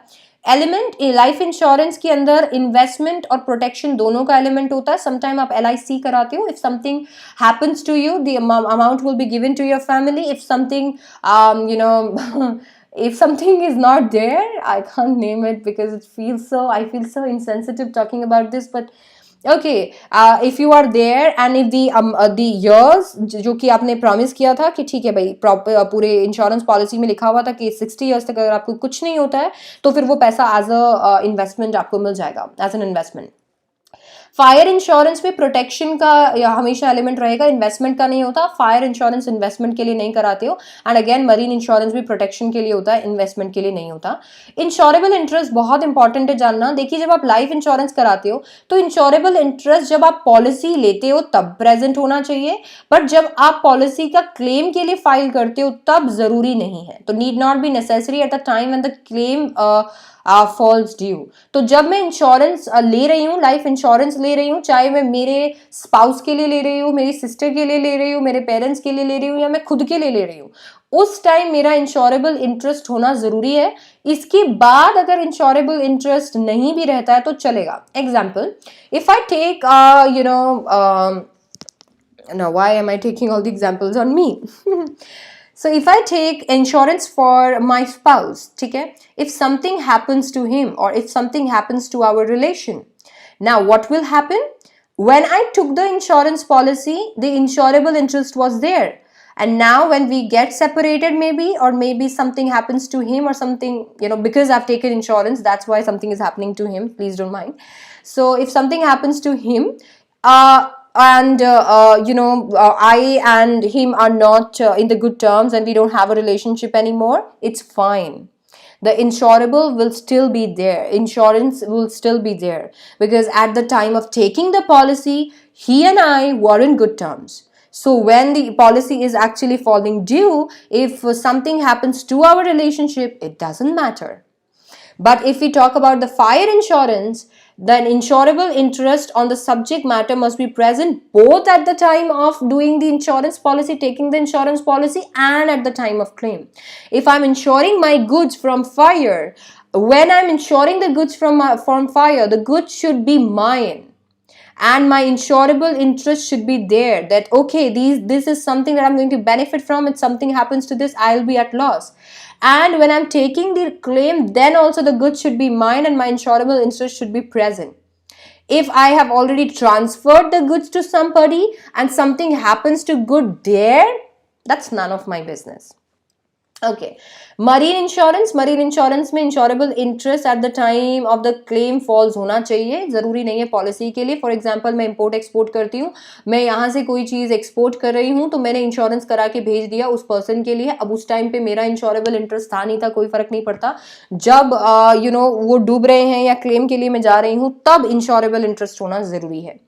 ड्यूरेशन आपको पता है कि ये कितने भी साल के हो सकते हैं, आप अपने हिसाब से चूज कर सकते हैं। Indemnity, let me just tell you, life insurance indemnity का नहीं होता है, क्योंकि नो मैटर आप कितना एक इंसान को पे कर दो, एक इंसान की जान को आप कॉम्पनसेट नहीं कर सकते हो, जबकि फायर और लाइफ इंश्योरेंस डेफिनेटली इंडेमनिटी का होता है।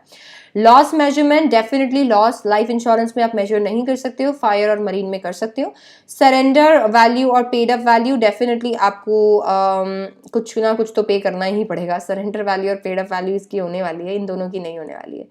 Policy amount, now it can definitely depend on like in life insurance it can depend on you, and in fire or marine insurance it can depend on the amount of goods, and contingency of risk will always be present. Now ये हो गया आपका chapter number 4। आ जाते हैं सीधा सीधा हम लोग, अच्छा इसके बाद में आज सच कुछ नहीं है, आप देख सकते हैं टेलीकॉम सर्विसेज, और ये इतना कुछ खास आपके आने नहीं वाला है, और बाकी तो हम लोगों ने पहले भी पढ़ लिया है, तो it's not going to come, so you can be all rest assured that it's not going to come. Then let's see, business services हो गया है। एमर्जिंग मोड्स ऑफ सर्विसेज में आ जाते हैं, जिसके अंदर बीपीओ नहीं रहने वाला है, तो आ जाते हैं एमर्जिंग मोड्स ऑफ बिजनेस में। Now emerging modes of business पे सबसे पहले हम लोग अगर किसी चीज़ के बारे में बात करने वाले हैं, तो it's going to be it's about e business. Now e business क्या है, let's see. Now e business is going to have scope, benefit and limitation, and we are going to talk about online transaction and stuff. Now e-business क्या है? e-business का मतलब है जब आप business को कैरी ऑन करते हो इंटरनेट के थ्रू, इसके अंदर कॉमर्स और ट्रेड दोनों आता है। अगर अपन इसका स्पोक देखें तो e-business का स्पोक क्यों बोल रही हूँ, स्कोप इस तरीके से होगा कि it will have B2B businesses going on, that is business to business commerce. Then we have B2C, that is business to customer commerce. Intra-B commerce, that is within business commerce. C2C, that is customer to customer commerce. B2G, that's business to government commerce. So when we take businesses, ये इस तरीके से हम लोग transact करते हैं और इसी तरीके से हम लोग एक्ट करने वाले हैं इसके अंदर, तो that's how it acts actually and that's how it works. Yep. So अगर हम लोग देखें तो यहाँ पे we have all the business things going on. Benefits of E business के क्या बेनिफिट होंगे? डेफिनेटली कन्वीनियंस से हो सकता है, फॉर्मेशन काफ़ी ज़्यादा आसान होता है, इन्वेस्टमेंट रिक्वायरमेंट्स भी इतनी नहीं होती है। रीज़न क्योंकि सब कुछ इलेक्ट्रॉनिकली हो रहा है, तो you don't require that much money. Speed काफ़ी अच्छी रहती है इसमें, ग्लोबल रीच और एक्सेस मिलती है। अगर मैं अभी यहाँ पे फिजिकली पढ़ा रही होती तो शायद मैं सिर्फ मेरे जितने आसपास के बच्चे हैं उन्हीं को पढ़ा पाती, बट अगर मैं यहाँ पे आपको पढ़ा रही हूँ यूट्यूब पे, तो शायद जितने बच्चे हैं वो इसको देख पाएंगे, तो ग्लोबल रीच मिलता है इसमें। Movement towards a paperless society, because yes if I will give you notes that way, it will actually have a lot of papers and we'll waste a lot of papers, but if I have given you notes this way, then it's going to save a lot of papers.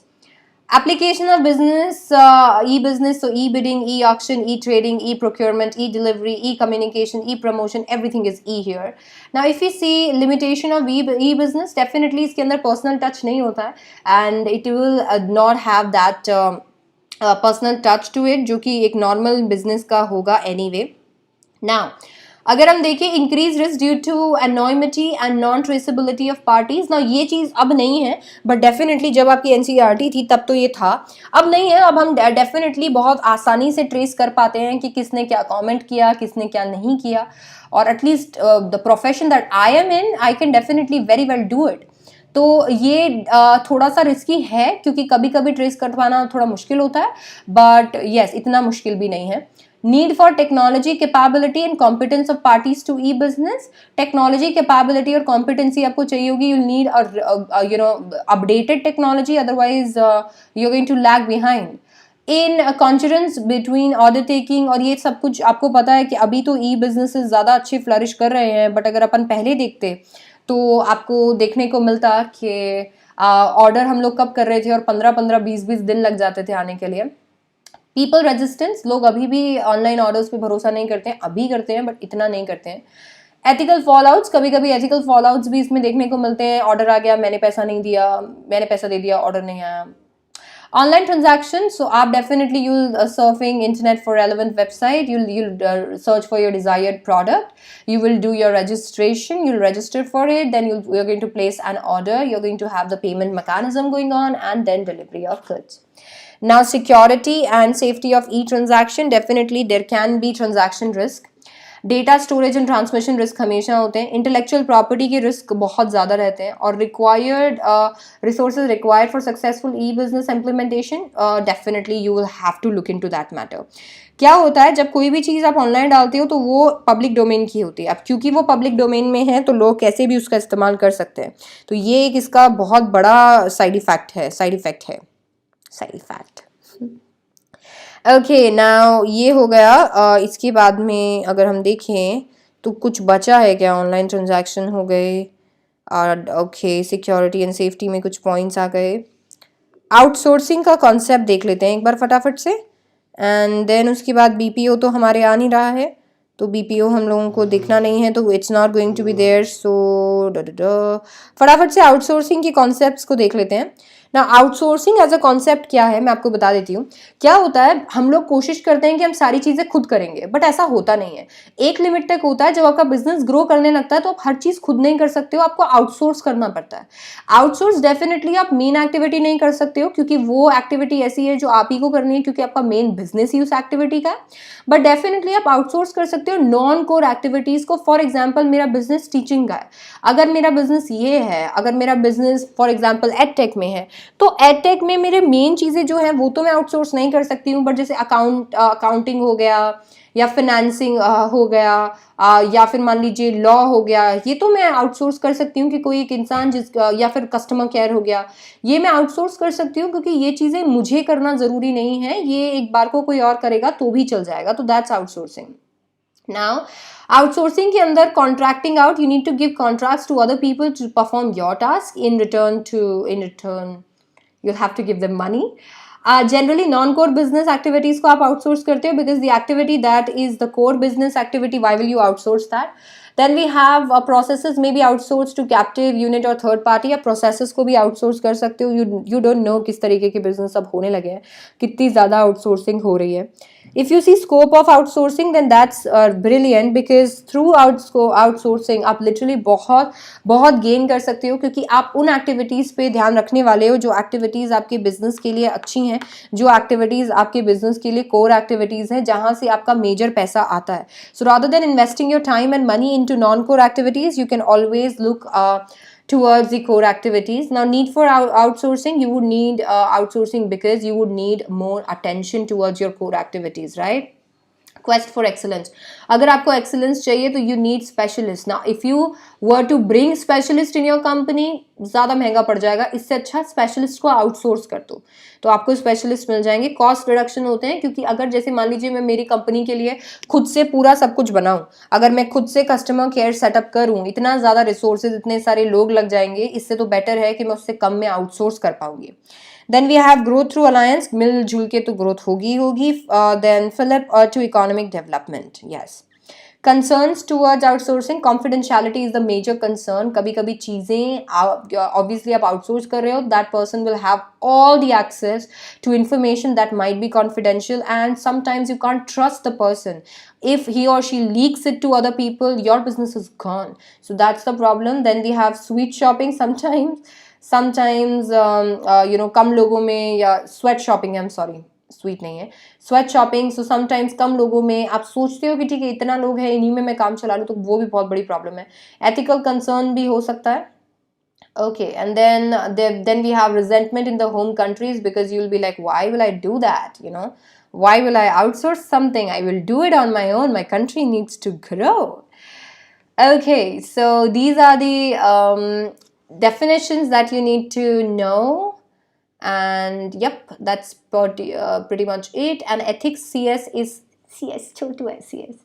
So we have social responsibility of business and business ethics. तो इसमें हम फटाफट से देख लेते हैं exactly क्या नहीं आ रहा है। ये है हमारा chapter number 6, which is social responsibility. इसमें बिजनेस एथिक्स की कॉन्सेप्ट और एलिमेंट्स नहीं आने वाले हैं, तो that's how.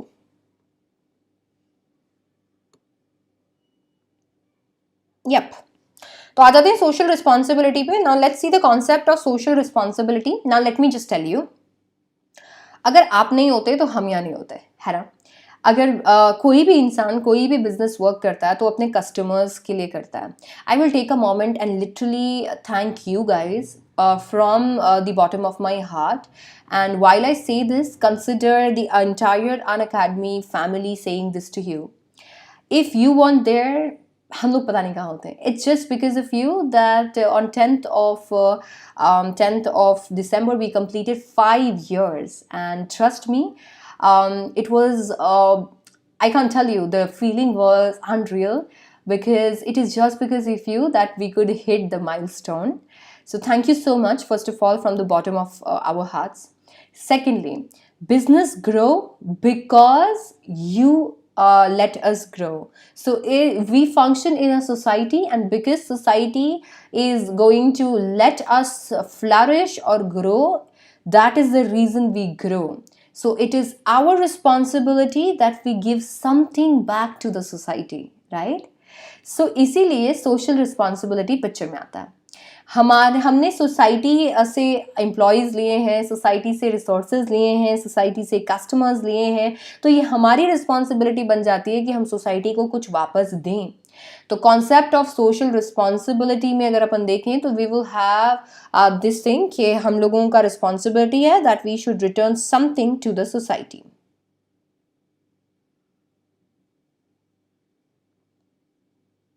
Okay. Now, let me just tell you, we have arguments for social responsibility. Now, these are the arguments for social responsibility: justification for existence and growth, long-term interest of the firm, avoidance of government regulation, maintenance of society, better environment for doing business, holding business responsible for social problems, availability of resource with business, converting problems into opportunities. If you do something and if you literally consider social responsibility here, these are the benefits that you're going to get.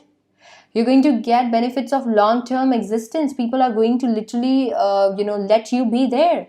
If you are someone who's going to ditch people's aspiration, if you're going to kill people's motives, then people are literally not going to let you function. So we need to actually fulfill our social responsibilities so that we can function. Now, there are arguments against social responsibility. Now, violation of profit maximization objective, burden on consumers, lack of social skills, lack of broad public support. Now, whatever that we are going to do, अगर हम लोग cost कम करते हैं, अगर हम कोशिश करते हैं कि हम लोगों को कम से कम कम से कम पैसे में ज़्यादा से ज़्यादा चीज़ें प्रोवाइड करें, तो वो चीज़ हम क्यों कर पाते हैं? क्योंकि हम लोग वो अल्टीमेटली कहीं ना कहीं कॉस्ट में ऐड करके आपसे रिकवर करेंगे. तो अगर ऐसा है तो कभी कभी कस्टमर के ऊपर बर्डन आ सकता है ना. ये जो चीज़ है ये एक आर्ग्यूमेंट अगेंस्ट है social responsibility. In no terms I say कि ये जस्टिफाइड है. ये आर्ग्यूमेंट्स हैं जो लोग देते हैं कि अगर आप ऐसा करोगे तो आप तो हमसे ही निकालोगे. We can't say that. Sometimes social responsibility is done from the bottom of our heart. Sometimes it actually runs that way, so we can't say that. Reality of social responsibility, if we see its threat of public regulation, pressure of labor movement, imparts consumer consciousness, development of social standards for business, development of business education, relationship between social interest and business interest, development of professional managerial class. So these are the points that show us the reality of social responsibility. Now, इस पूरे chapter में social responsibility क्या है वो important है, और उसके बाद इसमें जो चीज़ इंपॉर्टेंट है वो है kind of social responsibility. Okay, so we have economic responsibility, legal responsibility, ethical responsibility, discretionary responsibility. Now ये रिस्पॉन्सिबिलिटीज़ क्या क्या हैं वो अभी हम डिटेल में देखेंगे. इसके साथ साथ मैं आपको बताती हूँ कि रिस्पॉन्सिबिलिटी आपकी एक ग्रुप के टूवर्ड्स नहीं होती है. रिस्पॉन्सिबिलिटी आपकी बहुत सारे लोगों के टूवर्ड्स होती है. आपकी रिस्पॉन्सिबिलिटी है शेयर होल्डर्स और ओनर्स के टूवर्ड्स. आपकी रिस्पॉन्सिबिलिटी है आपके वर्कर्स के टूवर्ड्स. आपकी रिस्पॉन्सिबिलिटी है आपके कंज्यूमर्स के टूवर्ड्स. आपकी रिस्पॉन्सिबिलिटी है आपकी गवर्नमेंट और कम्युनिटी के टूवर्ड्स. सो ये आपको रिस्पॉन्सिबिलिटीज़, ये आपकी रिस्पॉन्सिबिलिटीज़ हैं जो कि आपको फुलफिल करनी होती हैं. नाउ सोशल रिस्पॉन्सिबिलिटी, या कमिंग टू एनसीईआरटी, आपको देखने को मिलेगा कि यहाँ पे सोशल रिस्पॉन्सिबिलिटी का कॉन्सेप्ट मैंने आपको बता दिया, आर्ग्यूमेंट्स ठीक है. देन अगर अपन देखें तो आपको सोशल रिस्पॉन्सिबिलिटी में ये कुछ रिस्पॉन्सिबिलिटीज़ देखने को मिलेंगी, जिसमें अगर अपन देखते हैं इकोनॉमिक रिस्पॉन्सिबिलिटी, तो a business enterprise is basically an economic activity, ठीक है, and therefore its primary social responsibility is economic. मतलब आपको गुड्स एंड सर्विसेज को प्रोड्यूस करना है जिससे सोसाइटी को बेनिफिट हो, तो उनकी नीड्स एंड वांट्स को सेटिस्फाई करना है. Legal responsibility, every business has responsibility to operate with in the laws of land. तो ये लॉज आपके लिए बनाए गए हैं, तो अगर आप इन लॉज को फॉलो करते हो, you are fulfilling your legal responsibility. Third, ethical responsibility, इसके अंदर आपके बिहेवियर या आपके एथिक्स पे आते हैं। अगर आप as a company, as a business ethically work करते हो, then you are fulfilling your ethical responsibility. Discretionary responsibility voluntary responsibility होता है। हो सकता है आप चैरिटेबल कॉन्ट्रीब्यूशन करना चाहते हो सकता है आप हॉस्पिटल्स को ऑन करना चाहते हो सकता है आप एजुकेशन सेंटर्स खोलना चाहते हो, आपके ऊपर डिपेंड करता है। Now, you have responsibility towards your shareholders. उन लोगों ने आप पे भरोसा करके इन्वेस्टमेंट लगाया है आपकी कंपनी में, you have responsibility towards them. आपके वर्कर्स के लिए जो पूरे दिन रात आपके लिए मेहनत करते हैं, आपके कंज्यूमर्स के लिए जो आपके प्रोडक्ट्स को खरीदते हैं, जिसके लिए आप हैं, और आपकी गवर्नमेंट और कम्युनिटी के लिए क्योंकि वो आपको ऑपरेट करने देते हैं। तो ये आपकी कुछ रिस्पॉन्सिबिलिटीज होंगी। Then definitely here comes your pollution. We have air pollution, water pollution, land pollution, and noise pollution. As a business enterprise, you should always avoid these pollutions, because trust me, if you are a business enterprise, if you have the power, you should control the damage caused to the environment. Then we have business ethics, which is not going to come, because business ethics is not there and it's been deducted. So you don't need to do that. Now we come to the biggest chapter all over again, which is sources of business finance. Now let me tell you, business finance के जो sources वाला ये जो chapter है, इसके अंदर borrowed funds, that is inter corporate deposits नहीं आ रहा है। तो apart from that, everything is coming, and what we need to do is we need to literally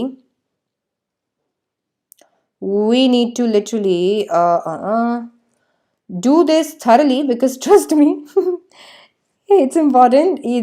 Identification based questions आएंगे and you'll be all stunned, you'll be like ये क्या हुआ। तो इसके लिए बड़ा important है ये।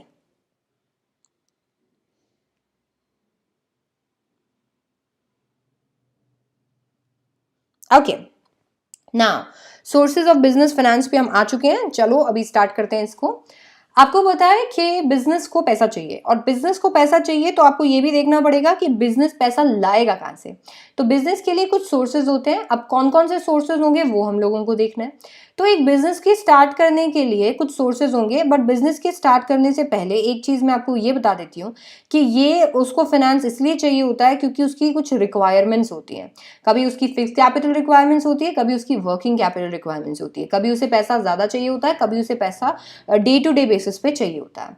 नाउ अभी यहाँ पे हम लोग आ जाते हैं, क्योंकि मुझे नहीं लगता तो अगर हम लोग इसकी बात करें तो फिनेंस अलग अलग तरीके से डिवाइड हो सकता है। यहाँ पे ना फिनेंस की रिक्वायरमेंट्स अलग अलग तरीके से डिवाइड हो सकती है। तो हम लोगों को जो करना है यहाँ पे ये देखना है कि अगर हम लोग पैसे उठाएं मार्केट से, तो मार्केट से हम जो पैसे उठाने वाले हैं वो कौन कौन से सोर्सेज से हम पिक कर सकते हैं।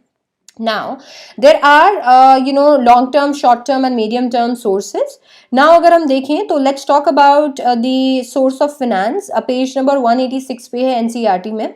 सबसे पहला source of finance है retained earnings.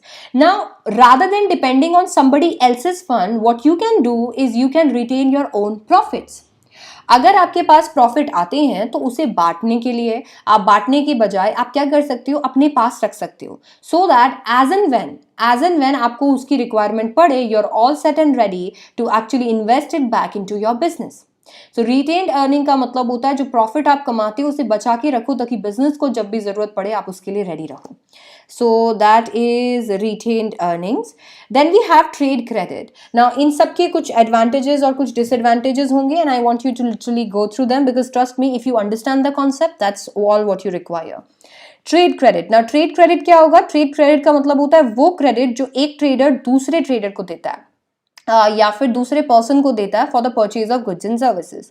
Now trade credit क्या करता है? ये परचेज ऑफ सप्लाईज करता है without immediate payment. So for example, I want to purchase certain things, still I want to purchase, since I want to purchase them, I don't have money right now and I really need them. So if you give me the trade credit, I can literally pay you later and I won't require the money now. So it's sort of financing only, right? अगर मैं जाके एक machinery लेके आती हूँ, मेरे पास अभी पैसा नहीं है और मैं बोलती हूँ यार मैं आपको 6 मंथ्स में दे दूंगी, तो 6 महीने जो मैं उस मशीनरी को यूज कर रही हूँ, it is going to act as a finance, isn't it? Trade credit. Then we have factoring. Now factoring पिछले साल कटवा दिया गया था, बट ठीक है अभी कुछ कर नहीं सकते, देख लेते हैं। तो अगर अपन फैक्टरिंग की बात करें तो फैक्टरिंग का मतलब क्या होता है, when you have like all of us, हम लोगों के भी कुछ ऐसे लोग होते हैं जिनसे हमें पैसे लेने होते हैं, और बिजनेसेस में तो ऐसे बहुत सारे लोग होते हैं जो कि जिनसे हमें पैसे लेने होते हैं। कभी कभी क्या होता है, हम लोग इतना ज़्यादा उनमें इन्वेस्ट कर देते हैं कि यार पैसे लेने पैसे लेने पैसे लेने, कि हम लोग नॉर्मल बिजनेस में काम नहीं कर पाते हैं। तो what we can do is we can go ahead and do factoring. Now what is factoring? Factoring में आप फैक्टर्स, कुछ लोगों को ये रिस्पॉन्सिबिलिटी देते हो कि on your behalf they are going to get that money for you, and in return they are going to charge you something. So for example there is Mr. A, और Mr. A से मैं 10 लाख रुपए मांग रही हूँ और Mr. A ने अभी तक मुझे वो नहीं दिए। मैंने फैक्टरिंग किया और मैंने एक ऑर्गेनाइजेशन को बोल दिया, मैंने बोला यार I will give you 10,000 rupees, you get that 10 lakh rupees for me, और maybe I will give you 1 lakh. What's better, 10 lakh ही नहीं आ रहे थे, 9 लाख आ जाए, बहुत अच्छी बात है ना। तो आई विल टेल देम कि ठीक है भाई, मैं तुम्हें 1 लाख रुपए दूंगी, तुम मुझे 10 लाख रुपए इस बंदे से निकलवा के दे दो। वो मुझे निकलवा के दे देगा, मैं उसको 1 लाख रुपए दे दूंगी, मेरे 9 लाख मेरे पास आ गए। That's how factoring works. Now अगर हम देखें तो we have lease financing. Now what is lease financing? Now let me tell you. Lease financing lease के जैसा ही होगा, जो कि आपने सुना होगा। आपको पता है कि अ lease is a contractual agreement जिसमें एक पार्टी जो कि ओनर होती है एक एसेट की, वो दूसरे पार्टी को राइट देती है कि you can use that asset. तो that is also good number, good to be called as financing. Why? मान लीजिए कि मुझे एक बिल्डिंग चाहिए। अब मुझे वो बिल्डिंग चाहिए, मेरे पास 2 ऑप्शन है, या तो मैं उस बिल्डिंग को खरीद सकती हूँ या मैं उस बिल्डिंग को किराए पे ले सकती हूँ। अगर मैं उस बिल्डिंग को किराए पे लेती हूँ तो मुझे छोटा छोटा अमाउंट पे करना है। अगर मैं उस बिल्डिंग को खरीद लेती हूँ तो मुझे एक बार में कितना पैसा पे करना है। लीज फाइनेंसिंग बस मुझे उसी चीज से रोक लेता है। Let's talk about public deposit. ना पब्लिक डिपॉजिट भी एक बहुत खतरनाक तरीका है फाइनेंसिंग का। क्या होता है, बहुत सारे कंपनीज को अलाउड है कि वो पब्लिक डिपॉजिट एक्सेप्ट कर सकते हैं। ना पब्लिक डिपॉजिट एक्सेप्ट कर सकते हैं, इसका मतलब ये है कि बहुत सारे लोगों को ये अलाउड है कि आप पब्लिक से पैसा ले सकते हो। ना वो पब्लिक से पैसा लेते हैं तो जैसे हम लोग बैंक में डिपॉजिट कराते हैं वैसे लोग कंपनी में डिपॉजिट करा सकते हैं। इन रिटर्न कंपनी को पैसा मिल जाता है तो कंपनी ब्याज दे देती है और प्रिंसिपल अमाउंट पे कर देती है। Now we have commercial paper. Commercial paper जिसे हम सीपी बोलते हैं ना। कमर्शियल पेपर क्या होता है? कमर्शियल पेपर का मतलब होता है, ये एक्चुअली ब्लू चिप कंपनीज जो होती हैं, बहुत ही ज्यादा क्रेडिट जिनकी रेटिंग होती है, credit rating company, credit rated companies होती हैं, अच्छी कंपनीज होती हैं, उनको ये ऑप्शन मिलता है कि अगर उन्हें डे टू डे रिक्वायरमेंट के लिए थोड़ा पैसा चाहिए तो वो सीपी इशू कर सकती है ना। CP is commercial paper. एक पेपर में वो पैसा वो सब कुछ देके इशू कर देती है, लोग उसे खरीद लेते हैं जिसके बदले में उन्हें इंटरेस्ट मिलता है। तो कमर्शियल पेपर के साथ इशू ये है कि ये केवल वही इशू कर सकते हैं जो कि अच्छी कंपनीज हैं। Coming to issue of shares. ना इशू ऑफ शेयर्स में क्या होता है, कंपनी को अगर पैसा चाहिए तो वो क्या कर सकती है, वो अपने शेयर्स को बेच सकती है। देखो कंपनी के पास में ले दे के ओनरशिप ही है, कंपनी के पास एसेट्स हैं, कंपनी के पास बहुत सारी चीजें हैं और कंपनी के पास उनकी ओनर है और कंपनी उसकी ओनर है। तो अगर कंपनी को पैसा चाहिए तो कंपनी क्या कर सकती है, कंपनी बोल सकती है कि यार मैं आपको ओनरशिप का इतू सा हिस्सा आपको दे देती हूँ इस कंपनी का और आप मुझे इसके बदले पैसा दे दो। तो आप इतना से हिस्से के लिए पैसा दे देते हो ना। ये हमारे लिए बहुत अच्छा है एज कंज्यूमर्स, एज इन्वेस्टर्स, क्योंकि हम लोग उस पर कमा सकते हैं, और कंपनी के लिए इसलिए अच्छा है क्योंकि कंपनी की फंड्स रिक्वायरमेंट सेटिस्फाइड हो जाती है ना। रही बात शेयर्स की, तो कंपनी 2 तरीके के शेयर्स इशू कर सकती है। एक होते हैं इक्विटी शेयर्स और एक होते हैं प्रेफरेंशियल शेयर्स। ना इक्विटी शेयर्स और दो शेयर्स जो कि आपको ओनर बनाते हैं ऑर्गेनाइजेशन का। ओनर कैसे बनाते हैं ये, क्योंकि इससे आपको वोटिंग राइट मिलता है। बट इनके साथ प्रॉब्लम ये है कि जब कंपनी के पास पैसा होगा तब आपको डिविडेंड मिलेगा, जब नहीं होगा कोई डिविडेंड नहीं मिलेगा। जब कंपनी वाइंड अप होगी तभी आपको आपका प्रिंसिपल अमाउंट मिलेगा, अदरवाइज नहीं मिलेगा।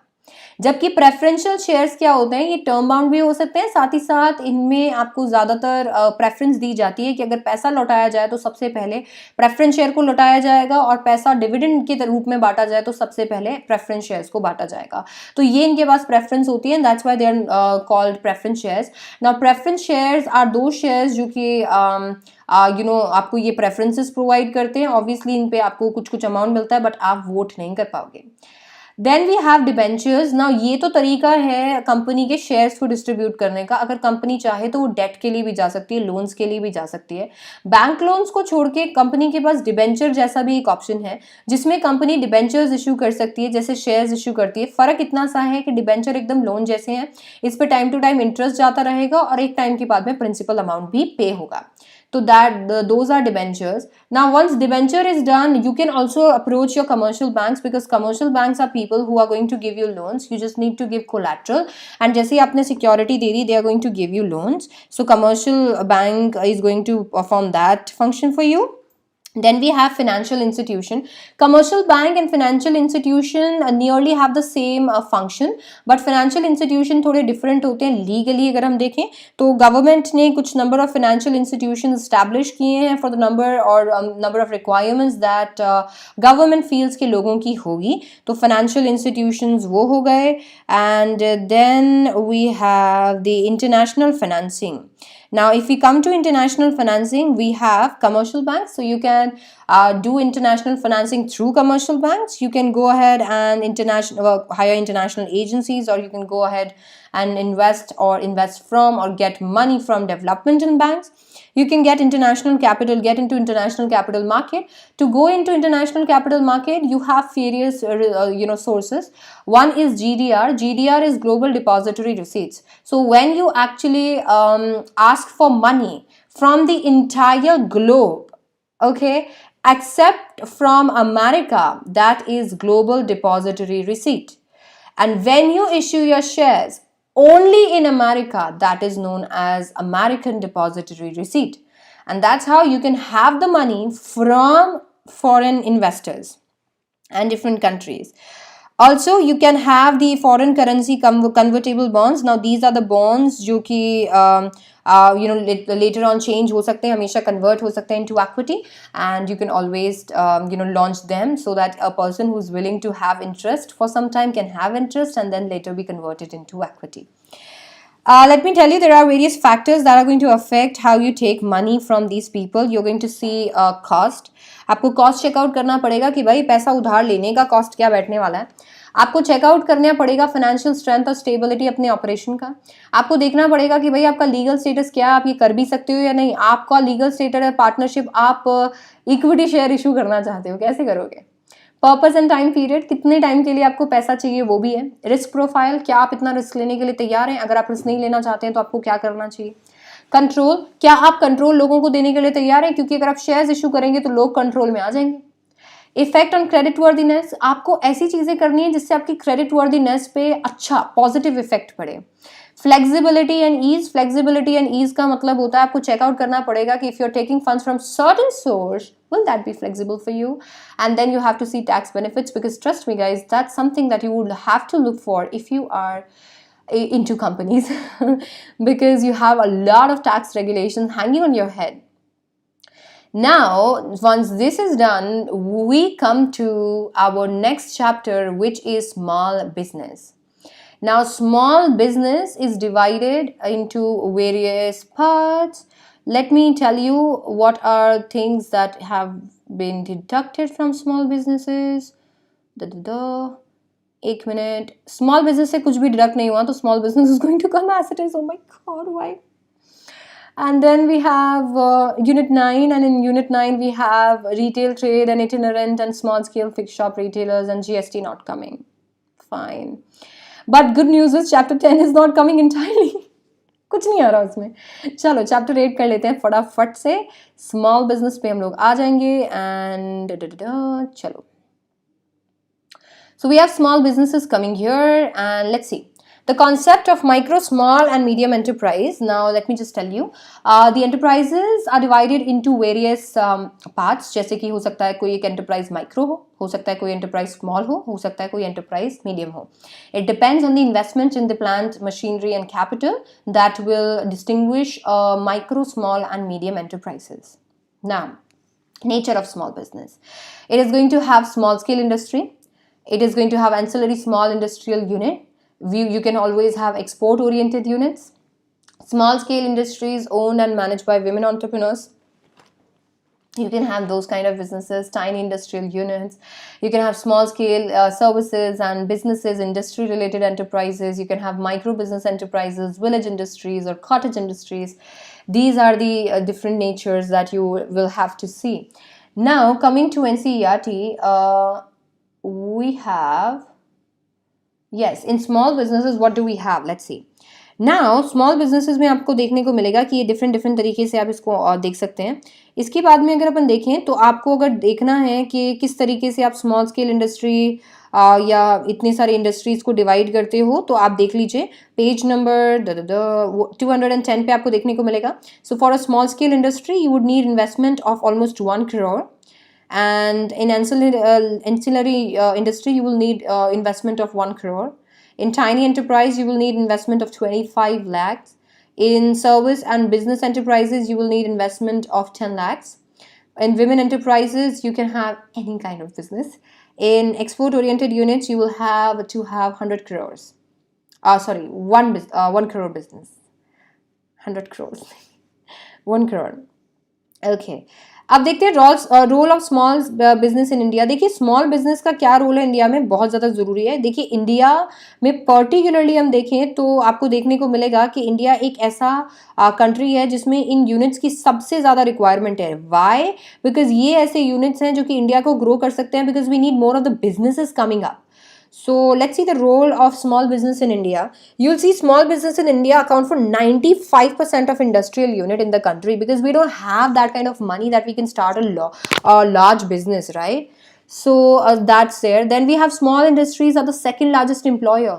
So we need employment, and these are the second largest employer in if you see in the employment strata. Small industries in a country supply an enormous variety of products. Consumption goods हो सकते हैं, कुछ machineries हो सकती है, कुछ stationery items हो सकते हैं, पता नहीं छोटी छोटी छोटी छोटी इतनी सारी चीज़ें हैं जो हम डेली बेसिस पे यूज़ करते हैं, जो कि ये स्मॉल इंडस्ट्रीज ही बनाते हैं. Contribution of small industry to balance regional development, definitely छोटे छोटे गांव, छोटे छोटे टाउन्स में हर जगह स्मॉल इंडस्ट्री ओपन हो सकती है, जिससे वो छोटे छोटे शहर, गांव, टाउन सब लोग डेवलप हो सकते हैं. Small industries ample of opportunity provide करती है आपको एंटरप्रेन्योरशिप के लिए, तो you can be as innovative as you can. Small industries also enjoy the advantage of low cost of production. They're going to always enjoy that thing, and they're going to be like, okay, we have the low cost of production coming in. Why? Because they use their own people, they have government support and a lot of other things also. Due to small size of organization, quick and timely decisions can be taken. ये भी बहुत अच्छी बात है. Small industries customized production के लिए काफ़ी अच्छी होती है. If you want something to be made customized just for you, you can always go for small industries. Last but not the least, small industries में inherent strength है adaptability की, personal touch की, और इसीलिए अच्छे personal relations ये बना सकते हैं. चलिए इसके बाद में अगर अपन देखें रूरल इंडिया में इनका क्या रोल रहने वाला है, डेफिनेटली जो रोल यहाँ पे एग्जैक्टली ऐसा ही रोल यहाँ पे रहने वाला है. डेफिनेटली रूरल इंडिया ज़्यादा इससे प्रमोट होने वाला है और ज़्यादा बेटर बनने वाला है, तो इसका रोल अच्छा ही रहेगा. प्रॉब्लम स्मॉल बिजनेसेस में यह आ जाती है कि sometimes you don't have the adequate finance. You have issues with finance because you are going to start a small business. Sometimes you don't have people to lend you money. Raw materials, sometimes you don't have access to raw materials, and if you have access to raw materials, sometimes you need to literally just pool your raw materials one together. That ends up your money. That can be a problem. Or maybe not quality raw material. Managerial skills, sometimes you don't have access to managerial skills. You don't have managers to look after each and everything that you're doing. Or labor, if you don't have labor or good labor provided in your area, how will you work? Marketing, they don't know. Sometimes these small industries don't even realize how important marketing is, and if they do realize, they don't have money to fund that, and that's where marketing goes. Marketing जहाँ पे down जाता है वहाँ पे industry down चला जाता है. Quality, sometimes they're not able to maintain that quality because the raw material that they are using are maybe of cheaper quality, and that's why the outcome that's going to come out of it is also going to be it's going to have that cheap quality in it. Capacity utilization, they don't understand capacity utilization, and they might work towards their businesses in a way that doesn't even let them utilize their entire capacity. Then we have technology, then we have sickness. Now sometimes they don't have updated technology, sometimes sickness, they don't understand how to actually operate everything and how to use capitals and this and that. And then we have global competition. How will they be ever able to meet the requirements that global enterprise put them into, or the competition that is on their heads? Then we have government assistance to small and industries and small business units. For each small business, for small businesses, government ने बहुत सारे institutional support set up किया है. We have NABARD, we have RSBDC, we have NSSIC, then we have SIDBI, we have NCEUS, we have RWED, we have WASME, we have SFURTI, ये कुछ हैं. And then we have DICs. ये कुछ ऐसे institutions हैं जो government ने setup किए हैं to help the small industries. Trust me guys, you need to remember them by heart because they can come in your exam and there is nothing that I can make you understand in this. Then we have incentives. Now, why would somebody open or start a small business? What can we do for it? Like, so government thought of incentivizing everything, and that's why they offer a good deal to them in terms of land.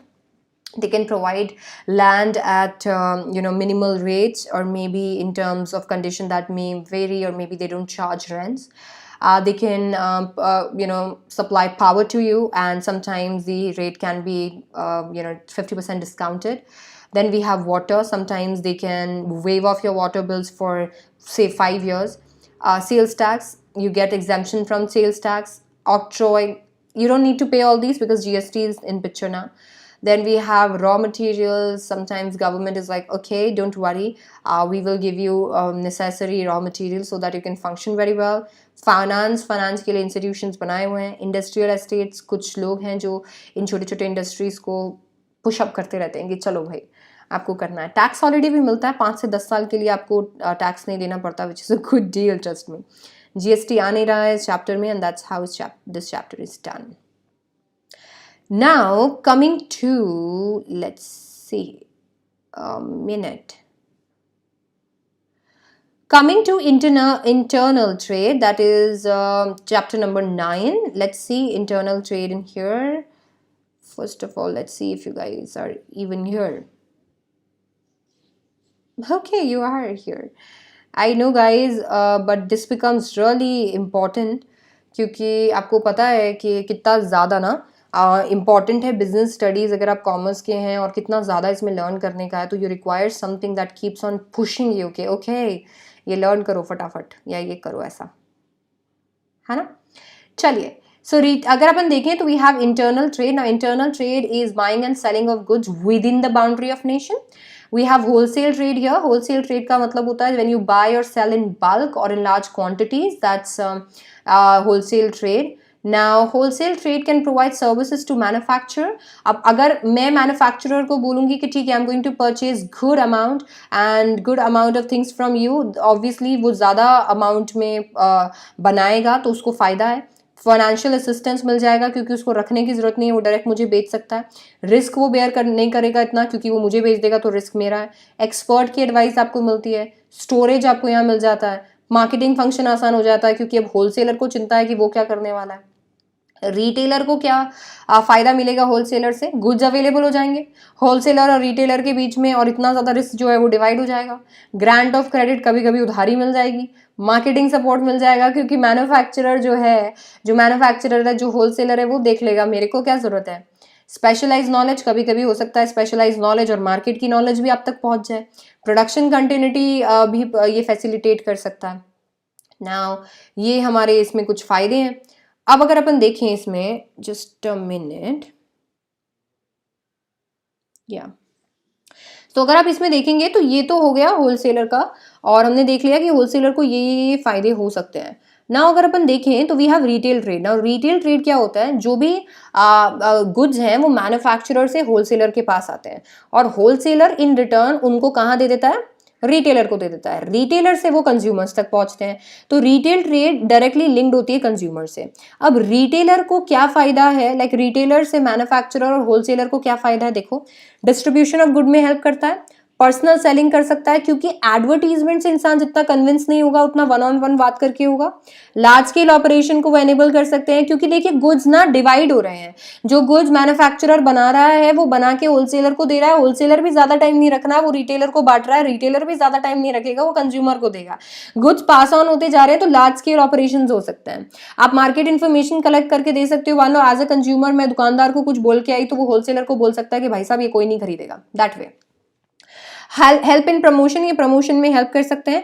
Consumers के लिए फायदे वाले क्यों हैं, क्योंकि definitely आपको products regularly available होंगे, नए प्रोडक्ट्स की इन्फॉर्मेशन आपको मिल जाएगी, कन्वीनियंस आपको प्रोवाइड होगा परचेज करने में, वाइड सिलेक्शन आपको मिलेगा, आफ्टर सेल सर्विसेज आपको मिलेगी, क्रेडिट फैसिलिटीज आपको मिलने वाली है यहाँ पे। इसके बाद में अगर अपन देखेंगे तो रिटेल ट्रेडिंग में डिफरेंट डिफरेंट टाइप्स हैं, जिसमें इटिनेरेंट तो आ नहीं रहा है आपके, एंड एक मिनट में देख ही लेती हूँ कि एग्जैक्टली क्या क्या नहीं आ रहा है। टाइप्स ऑफ रिटेल ट्रेड नहीं आ रहा है, जिसमें itinerant, small scale, fix shop retailers नहीं आएगा, ठीक है, दो ही चीजें नहीं आ रही है। तो इटिनेरेंट आ नहीं रहा। पैडलर्स एंड हॉकर्स आपको पता है कैसे होते हैं, वो हॉकर्स और पैडलर्स होते हैं ना, ऐसे वो लेके आते हैं, ऐसे कार्ट लेके आते हैं और उस पर बेचते रहते हैं चीज़ों को, वो हो गए। मार्केट ट्रेडर्स, ना मार्केट ट्रेडर्स की एक फिक्स शॉप होती है जहाँ पे जाके आप ले सकते हो, जैसे ग्रोसरी वाली शॉप हो गई। स्ट्रीट ट्रेडर्स, ये छोटे छोटे पेवमेंट वेंडर्स होते हैं, छोटे छोटे एरिया में छोटी छोटी चीजें लेके बैठे रहते हैं, यूजुअली आपको देखने को मिलेंगे रेलवे स्टेशन या यहाँ पे। Then we have cheap jacks. Cheap jacks actually petty retailers होते हैं, जो कि इंडिपेंडेंट शॉप होती है उनकी, बट उनकी टेम्पररी नेचर की होती है, जिसको अपन थड़ी वगैरह बोलते हैं, that way.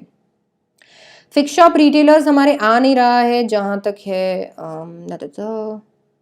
Fix shop retailers नहीं आ रहा, तो मैंने ये क्या पढ़ाया, अच्छा अच्छा अच्छा अच्छा अच्छा, इन इटिनेरेंट में था ये, ओहो, फिक्स शॉप रिटेलर भी नहीं आ रहा, इटिनेरेंट भी नहीं आ रहा, जो मैंने पढ़ाया वो नहीं आएगा। Okay, and fix shop retailers नहीं आएगा, ये भी नहीं आएगा, ये भी नहीं आएगा, फिर क्या आएगा, हाँ था, सब कुछ नहीं आएगा तो चलो, तो फिक्स शॉप रिटेलर्स भी नहीं आने वाला है। तो फिक्स शॉप रिटेलर्स में वी आर अज्यूमिंग कि ये फिक्स शॉप रिटेलर्स आ गया है, और उसके अंदर ये सब कुछ नहीं आने वाला है, जो फिक्स शॉप स्मॉल रिटेलर्स वगैरह है ना, ये आ जाते हैं पेज नंबर 234 पे, और वहाँ पे आपको देखने को मिलेंगे departmental stores. Now what are departmental stores? Departmental stores का मतलब होता है एक लार्ज एस्टैब्लिशमेंट जिसमें बहुत सारे अलग अलग वैरायटी के प्रोडक्ट्स आपको देखने को मिलेंगे, आप वहाँ पे लिटरली कुछ भी जाके परचेज कर सकते हो। इसके बाद में आपको इसके एडवांटेजेस मिल जाएंगे, लार्ज नंबर ऑफ कस्टमर्स आते हैं, कन्वीनियंट रहता है परचेज करने में, सर्विसेज अट्रैक्टिव प्रोवाइड कर सकता है, लार्ज स्केल ऑपरेशंस प्रोवाइड कर सकता है, सेल्स प्रमोशन कर सकता है। पर्सनल अटेंशन यहाँ पे भी नहीं मिलता, ऑपरेटिंग कॉस्ट बहुत ज़्यादा, इतनी लाइट, इतनी एसीज, इतनी सारी चीज़ें, तो वो ज़्यादा है, पॉसिबिलिटी ऑफ लॉस है, व्हाट इफ अगर कोई आके परचेज नहीं करता है तो कैसे चलेगा। इनकन्वीनियंट लोकेशन भी कभी कभी provide possibility of losses create कर सकती है। चेन स्टोर्स या मल्टीपल शॉप्स क्या होती हैं? ये चेन स्टोर्स होती हैं, एक्चुअली ये मैन्युफैक्चरर्स या इंटरमीडियरीज ओन करते हैं। इस टाइप के अरेंजमेंट में आपको बहुत सारे स्टोर्स देखेंगे सिमिलर अपीयरेंस के, एस्टैब्लिश इन लोकेलिटीज, बहुत different different part of countries में, इनको चेन स्टोर्स बोलते हैं ना। चेन स्टोर्स में तो कुछ भी आ सकता है, it can be even McDonald's chain store है, अलग अलग अलग अलग कंट्रीज में आपको देखने को मिलेगा सेम तरीके का। इसके अंदर अगर आप देखोगे तो इकोनॉमीज ऑफ स्केल मिलेगा, एलिमिनेशन ऑफ मिडिल मैन हो जाएगा, क्यों? क्योंकि आप खुद की स्टोर वहाँ कर रहे हो, कोई बैड डेट्स नहीं होते हैं, ट्रांसफर ऑफ गुड इजी हो जाएगा, डिफ्यूजन ऑफ रिस्क बढ़ जाएगा, लो कॉस्ट रहेगा क्योंकि सामने वाला सेटअप करेगा, फ्लेक्सिबिलिटी रहेगी, definitely limited selection of goods है, आप इतनी सारी चीज़ें नहीं रख सकते। अगर मैं एप्पल स्टोर खोल रही हूँ तो मैं एप्पल की वही रख सकती हूँ, मैं और 2-3 चीज़ें नहीं रख सकती हूँ। Lack of initiative, because I can't add into something जो कि मेरा है, मेरे को वही फॉलो करना पड़ेगा जो कंपनी फॉलो कर रही है, पर्सनल टच नहीं होगा, और डिमांड को चेंज करना बड़ा मुश्किल होगा। अभी यहाँ पे आपको डिफरेंसेस एक बार चेक करने हैं। Then we have mail order houses. Now mail order houses are actually the order houses, ये आपको देखने को मिलेंगे, जैसे टपरवेयर हो गया, एमवी हो गया, तो ये इस तरीके के होते हैं। तो इनका ऐसा ही कुछ स्पेशली ऐसा कुछ नहीं होता है, ये ऐसे लोगों के बीच में अपने आप ऐसे रोटेट होते रहते हैं। तो लिमिटेड कैपिटल रिक्वायरमेंट है, आपको मिडिलमैन यहाँ नहीं मिलेगा, डेफिनेटली बैड डेट्स भी नहीं है, रीच बहुत लोगों को आप कर सकते हो, कन्वीनियंट भी है। पर्सनल कांटेक्ट कभी कभी नहीं पता होता है, क्योंकि पता ही नहीं कि ये मटेरियल आता कहाँ से जा रहा है। हाई प्रमोशन कॉस्ट भी कभी कभी हो सकती है। No after sale services, no credit facilities, delayed delivery हो सकती है, पॉसिबिलिटी ऑफ अब्यूज हो सकता है पोस्टल सर्विसेज पे आप ज़्यादा डिपेंड कर रहे हो, बिकॉज हम लोग आपके घर वो चीज़ भेजने वाले हैं, तो वो भी हो सकता है ना। मेल ऑर्डर हाउसेज में रिटेल आउटसेट, मतलब वो मेल के थ्रू बेचते हैं, तो ये एमवे और ये सारे लोग तो आते ही हैं। साथ ही साथ जो भी ऑनलाइन होता है वो भी इसके अंदर आ जाता है ना। ये ऑनलाइन फ्लिपकार्ट और अमेजोन वाला ऑनलाइन नहीं है, क्योंकि अभी वो डेफिनेटली चेंज हो गया और ई कॉमर्स सेक्टर में आ गया है। समवेयर रिटेलर्स तो वो भी हैं, तो ऑर्डर का इशू तो उनके साथ में भी होता है। तो सारे जितने लोग जो मेल के थ्रू, जिनमें आपको नहीं पता एग्जैक्टली कहाँ शॉप है उसकी, आपको कोई चीज़ मेल के थ्रू मिलेगी, that is mail order houses. Then we have consumer cooperative stores. Now consumer cooperative stores क्या होते हैं? ये एक्चुअली ऑर्गेनाइज ऐसी ऑर्गेनाइजेशन होती है जो ओन, मैनेज और कंट्रोल करते हैं कंज्यूमर खुद ओनर मेंटेन करते हैं इसको। ये कोऑपरेटिव सोसाइटी वाला है जो हमने पढ़ा था कोऑपरेटिव सोसाइटी में। Then you have supermarkets. ना सुपरमार्केट्स एक्चुअली बहुत सारे कंज्यूमर गुड्स बेचते हैं। मॉल्स जो होते हैं तो उनको अपन सुपरमार्केट्स बोलते हैं, और ये आपको पता है बहुत ही ज़्यादा खतरनाक है। And then we have vending machine. So you have all the coke and all these things, vending machine going on. You have to just slip in money, card or coin, and you're going to get your thing out of it. So that's there. Now, role of Indian chambers of commerce and industry, promotion of internal trade, definitely transportation और interstate state movement of goods में काफ़ी help किया। octroi और other local levies में काफ़ी ज़्यादा कम करके या इसमें वो रोल प्ले करते हैं। Then we have harmonization of sales tax. ये डेफिनेटली इसको हार्मोनाइज कर रहे हैं जीएसटी के थ्रू। मार्केटिंग ऑफ एग्रो प्रोडक्ट्स और रिलेटेड इश्यूज, उसमें ये काम कर रहे हैं।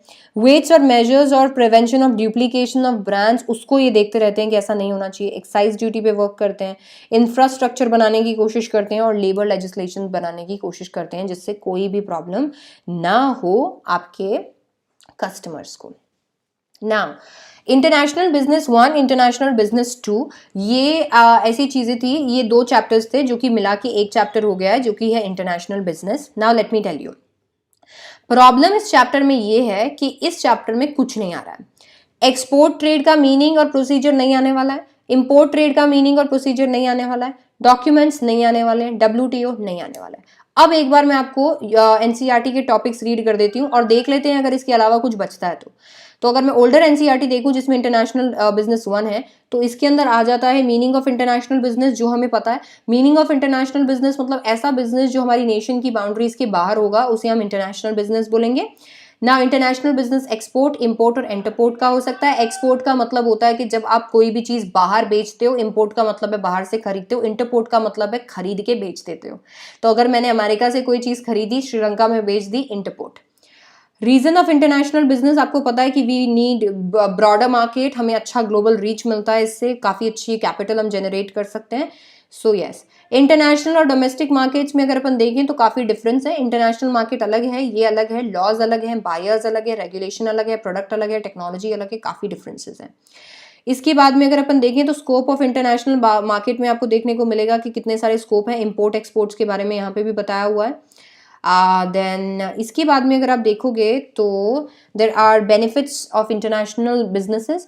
सो you have earning of foreign exchange, आपको फॉरेन एक्सचेंज मिलता है, ज़्यादा रिसोर्सेज मिलते हैं, ग्रोथ प्रॉस्पेक्ट्स देखने को मिलते हैं, इंक्रीज स्टैंडर्ड ऑफ लिविंग मिलती है। ये तो मिलता है, ये सारे बेनिफिट्स तो मिलते हैं नेशन को। इसके बाद फर्म्स को क्या नेशन बेनिफिट मिलते हैं? उनको ज़्यादा प्रॉफिट मिलता है, कैपेसिटी यूटिलाइज होती है, ग्रोथ प्रॉस्पेक्ट्स मिलते हैं, वो बाहर डोमेस्टिक मार्केट में कंपटीशन फैला सकते हैं, बिजनेस विजन बढ़ते हैं। Modes of entry into international business, अगर अपन इंटरनेशनल बिजनेस की एंट्री देखें तो we have exporting and importing.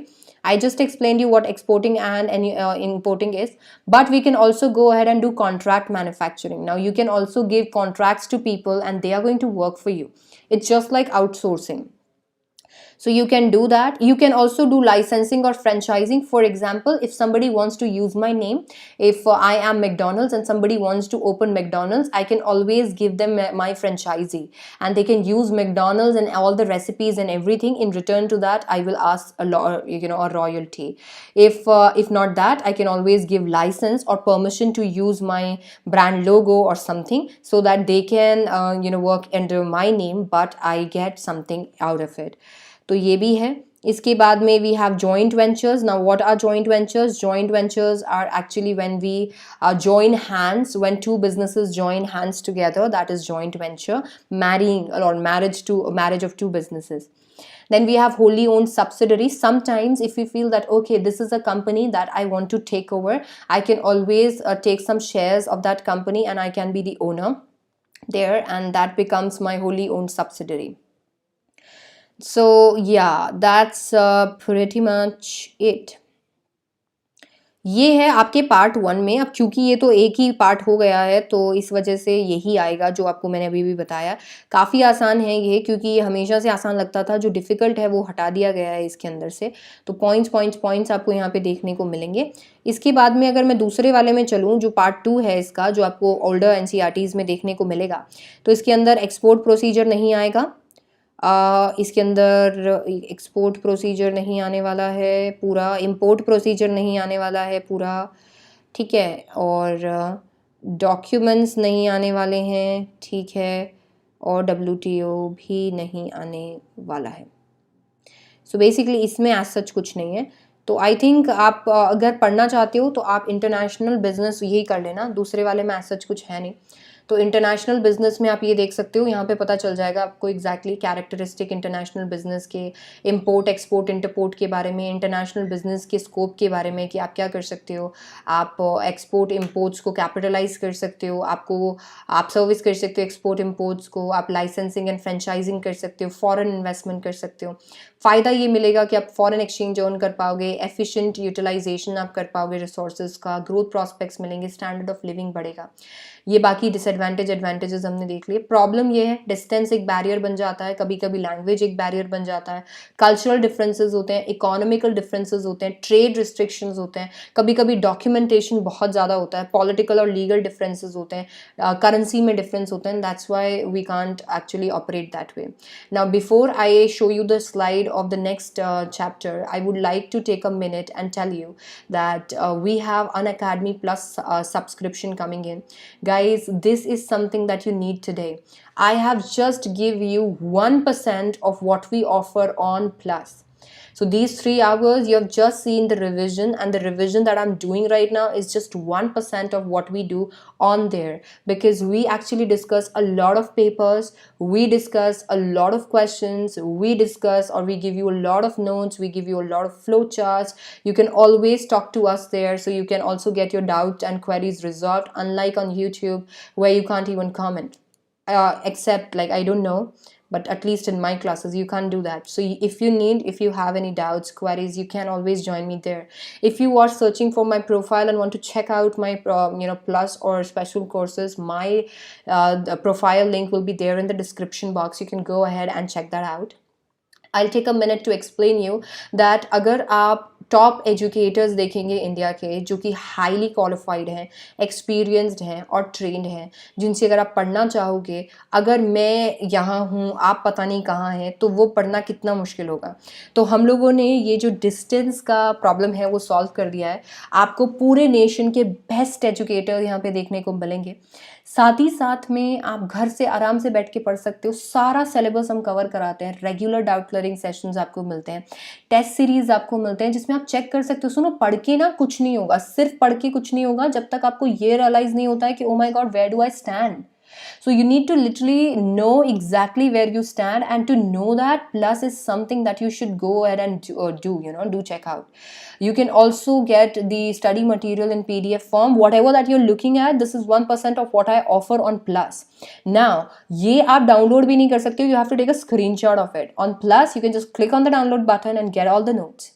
Answer writing sessions, mentorship and guidance. And the best thing that I love about plus is, देखो, हर teacher का पढ़ाने का तरीका अलग होता है. हर टीचर अलग तरीके से बात करता है, पढ़ाता है, समझाता है. अगर आपको नहीं समझ में आता है, you have got ample of options.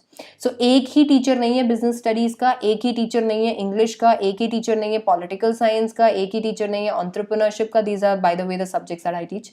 सो ये एक ही टीचर नहीं है. You can literally find other teachers also. So let's guess, like let's suppose if you don't understand what I teach, it's fine, you can get a lot of other teachers there, and you can just judge whatever teacher you want to study with, and you can always study with them online, and that too live. You will have daily practice sessions, weekly mock test series, live quizzes. Guys, you can just check, you're like, okay, let me just practice, I've just studied this chapter, let me just practice and see if I understand that very well, and go to live quizzes and it's all done.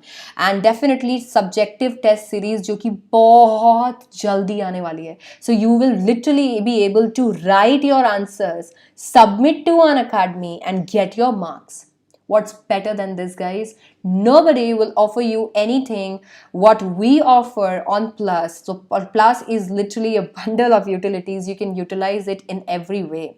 You get 2 screens, so if you want, you can share it with your friends or family, and even the subscription amount are minimal. If you want, you can go and check out Plus subscription today and use my code SDC Live or SDC 18 without spaces and in capitals to get a 10% discount on your Plus subscription.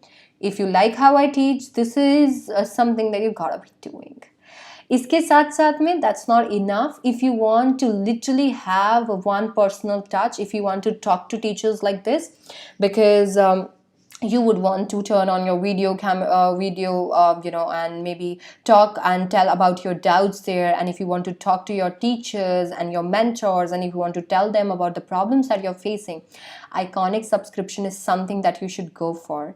The fees structure and everything will be notified to you really soon, because we are coming up with really amazing plans now, and you can always subscribe to them. If you are excited enough to go and check them out, then you can literally right now go and pause this video, check out Unacademy and check out their subscription plan. Use code SDC 18 or SDC Live to get 10% discount on these beauties. Moving on, we have international business second. Now in this, we don't have to do all these things. Definitely you can always go through the theory that we have, that is objectives of export trade, selling the surplus good, optimum utilization of national resources, earning foreign exchange, increasing national income, creating international cooperation, promoting economic growth and stuff. Procedure आपको नहीं देखना है, and procedure दोनों का ही आपको नहीं देखना है, चाहे वो कोई सा भी हो, तो दोनों का प्रोसीजर आप नहीं देखेंगे. WTO नहीं देखना है, वर्ल्ड बैंक एक बार चेकआउट कर सकते हैं, and that's it guys. So this is the revision of all the important topics and entire syllabus. So there is nothing that I have not even spoke of. So basically मैंने सारी चीज़ों के बारे में बात की है जो बहुत ज़्यादा इंपॉर्टेंट थे, उनको हैंड टू हैंड समझाया है. बहुत इतने इंपॉर्टेंट नहीं है क्योंकि आपको पता है ये वीडियो एग्जाम ओरिएंटेड है. I don't want to waste your time, and that's why I've just stopped there. So guys, that's it for this video, this class. Thank you so much for having me. I'm coming up with more such videos really soon. Don't forget to join me tomorrow at 8 a.m. for class 12. Don't forget to join me today from 2 p.m. on Unacademy platform, and you'll find me live from 2 to 10 today. So you can join more special classes. Those are free classes, and you can definitely unlock the special classes using code SDC Live or SDC 18. If you use that code, you can literally unlock the class. Otherwise you won't be able to see special classes. You can unlock Plus by using that code and paying what is extra. That's 90% that you need to pay, because you're going to get 10% discount when you use that code. Thank you so much for being there. I hope I literally help you somewhere, and thank you so much for being there. Again, thumbs up this video, subscribe to the channel, and I'll see you guys later. Don't forget to follow me on Unacademy and use code SDC Live or SDC 18 to get 10% discount on your Plus, Iconic and special to unlock special. Bye bye, take care.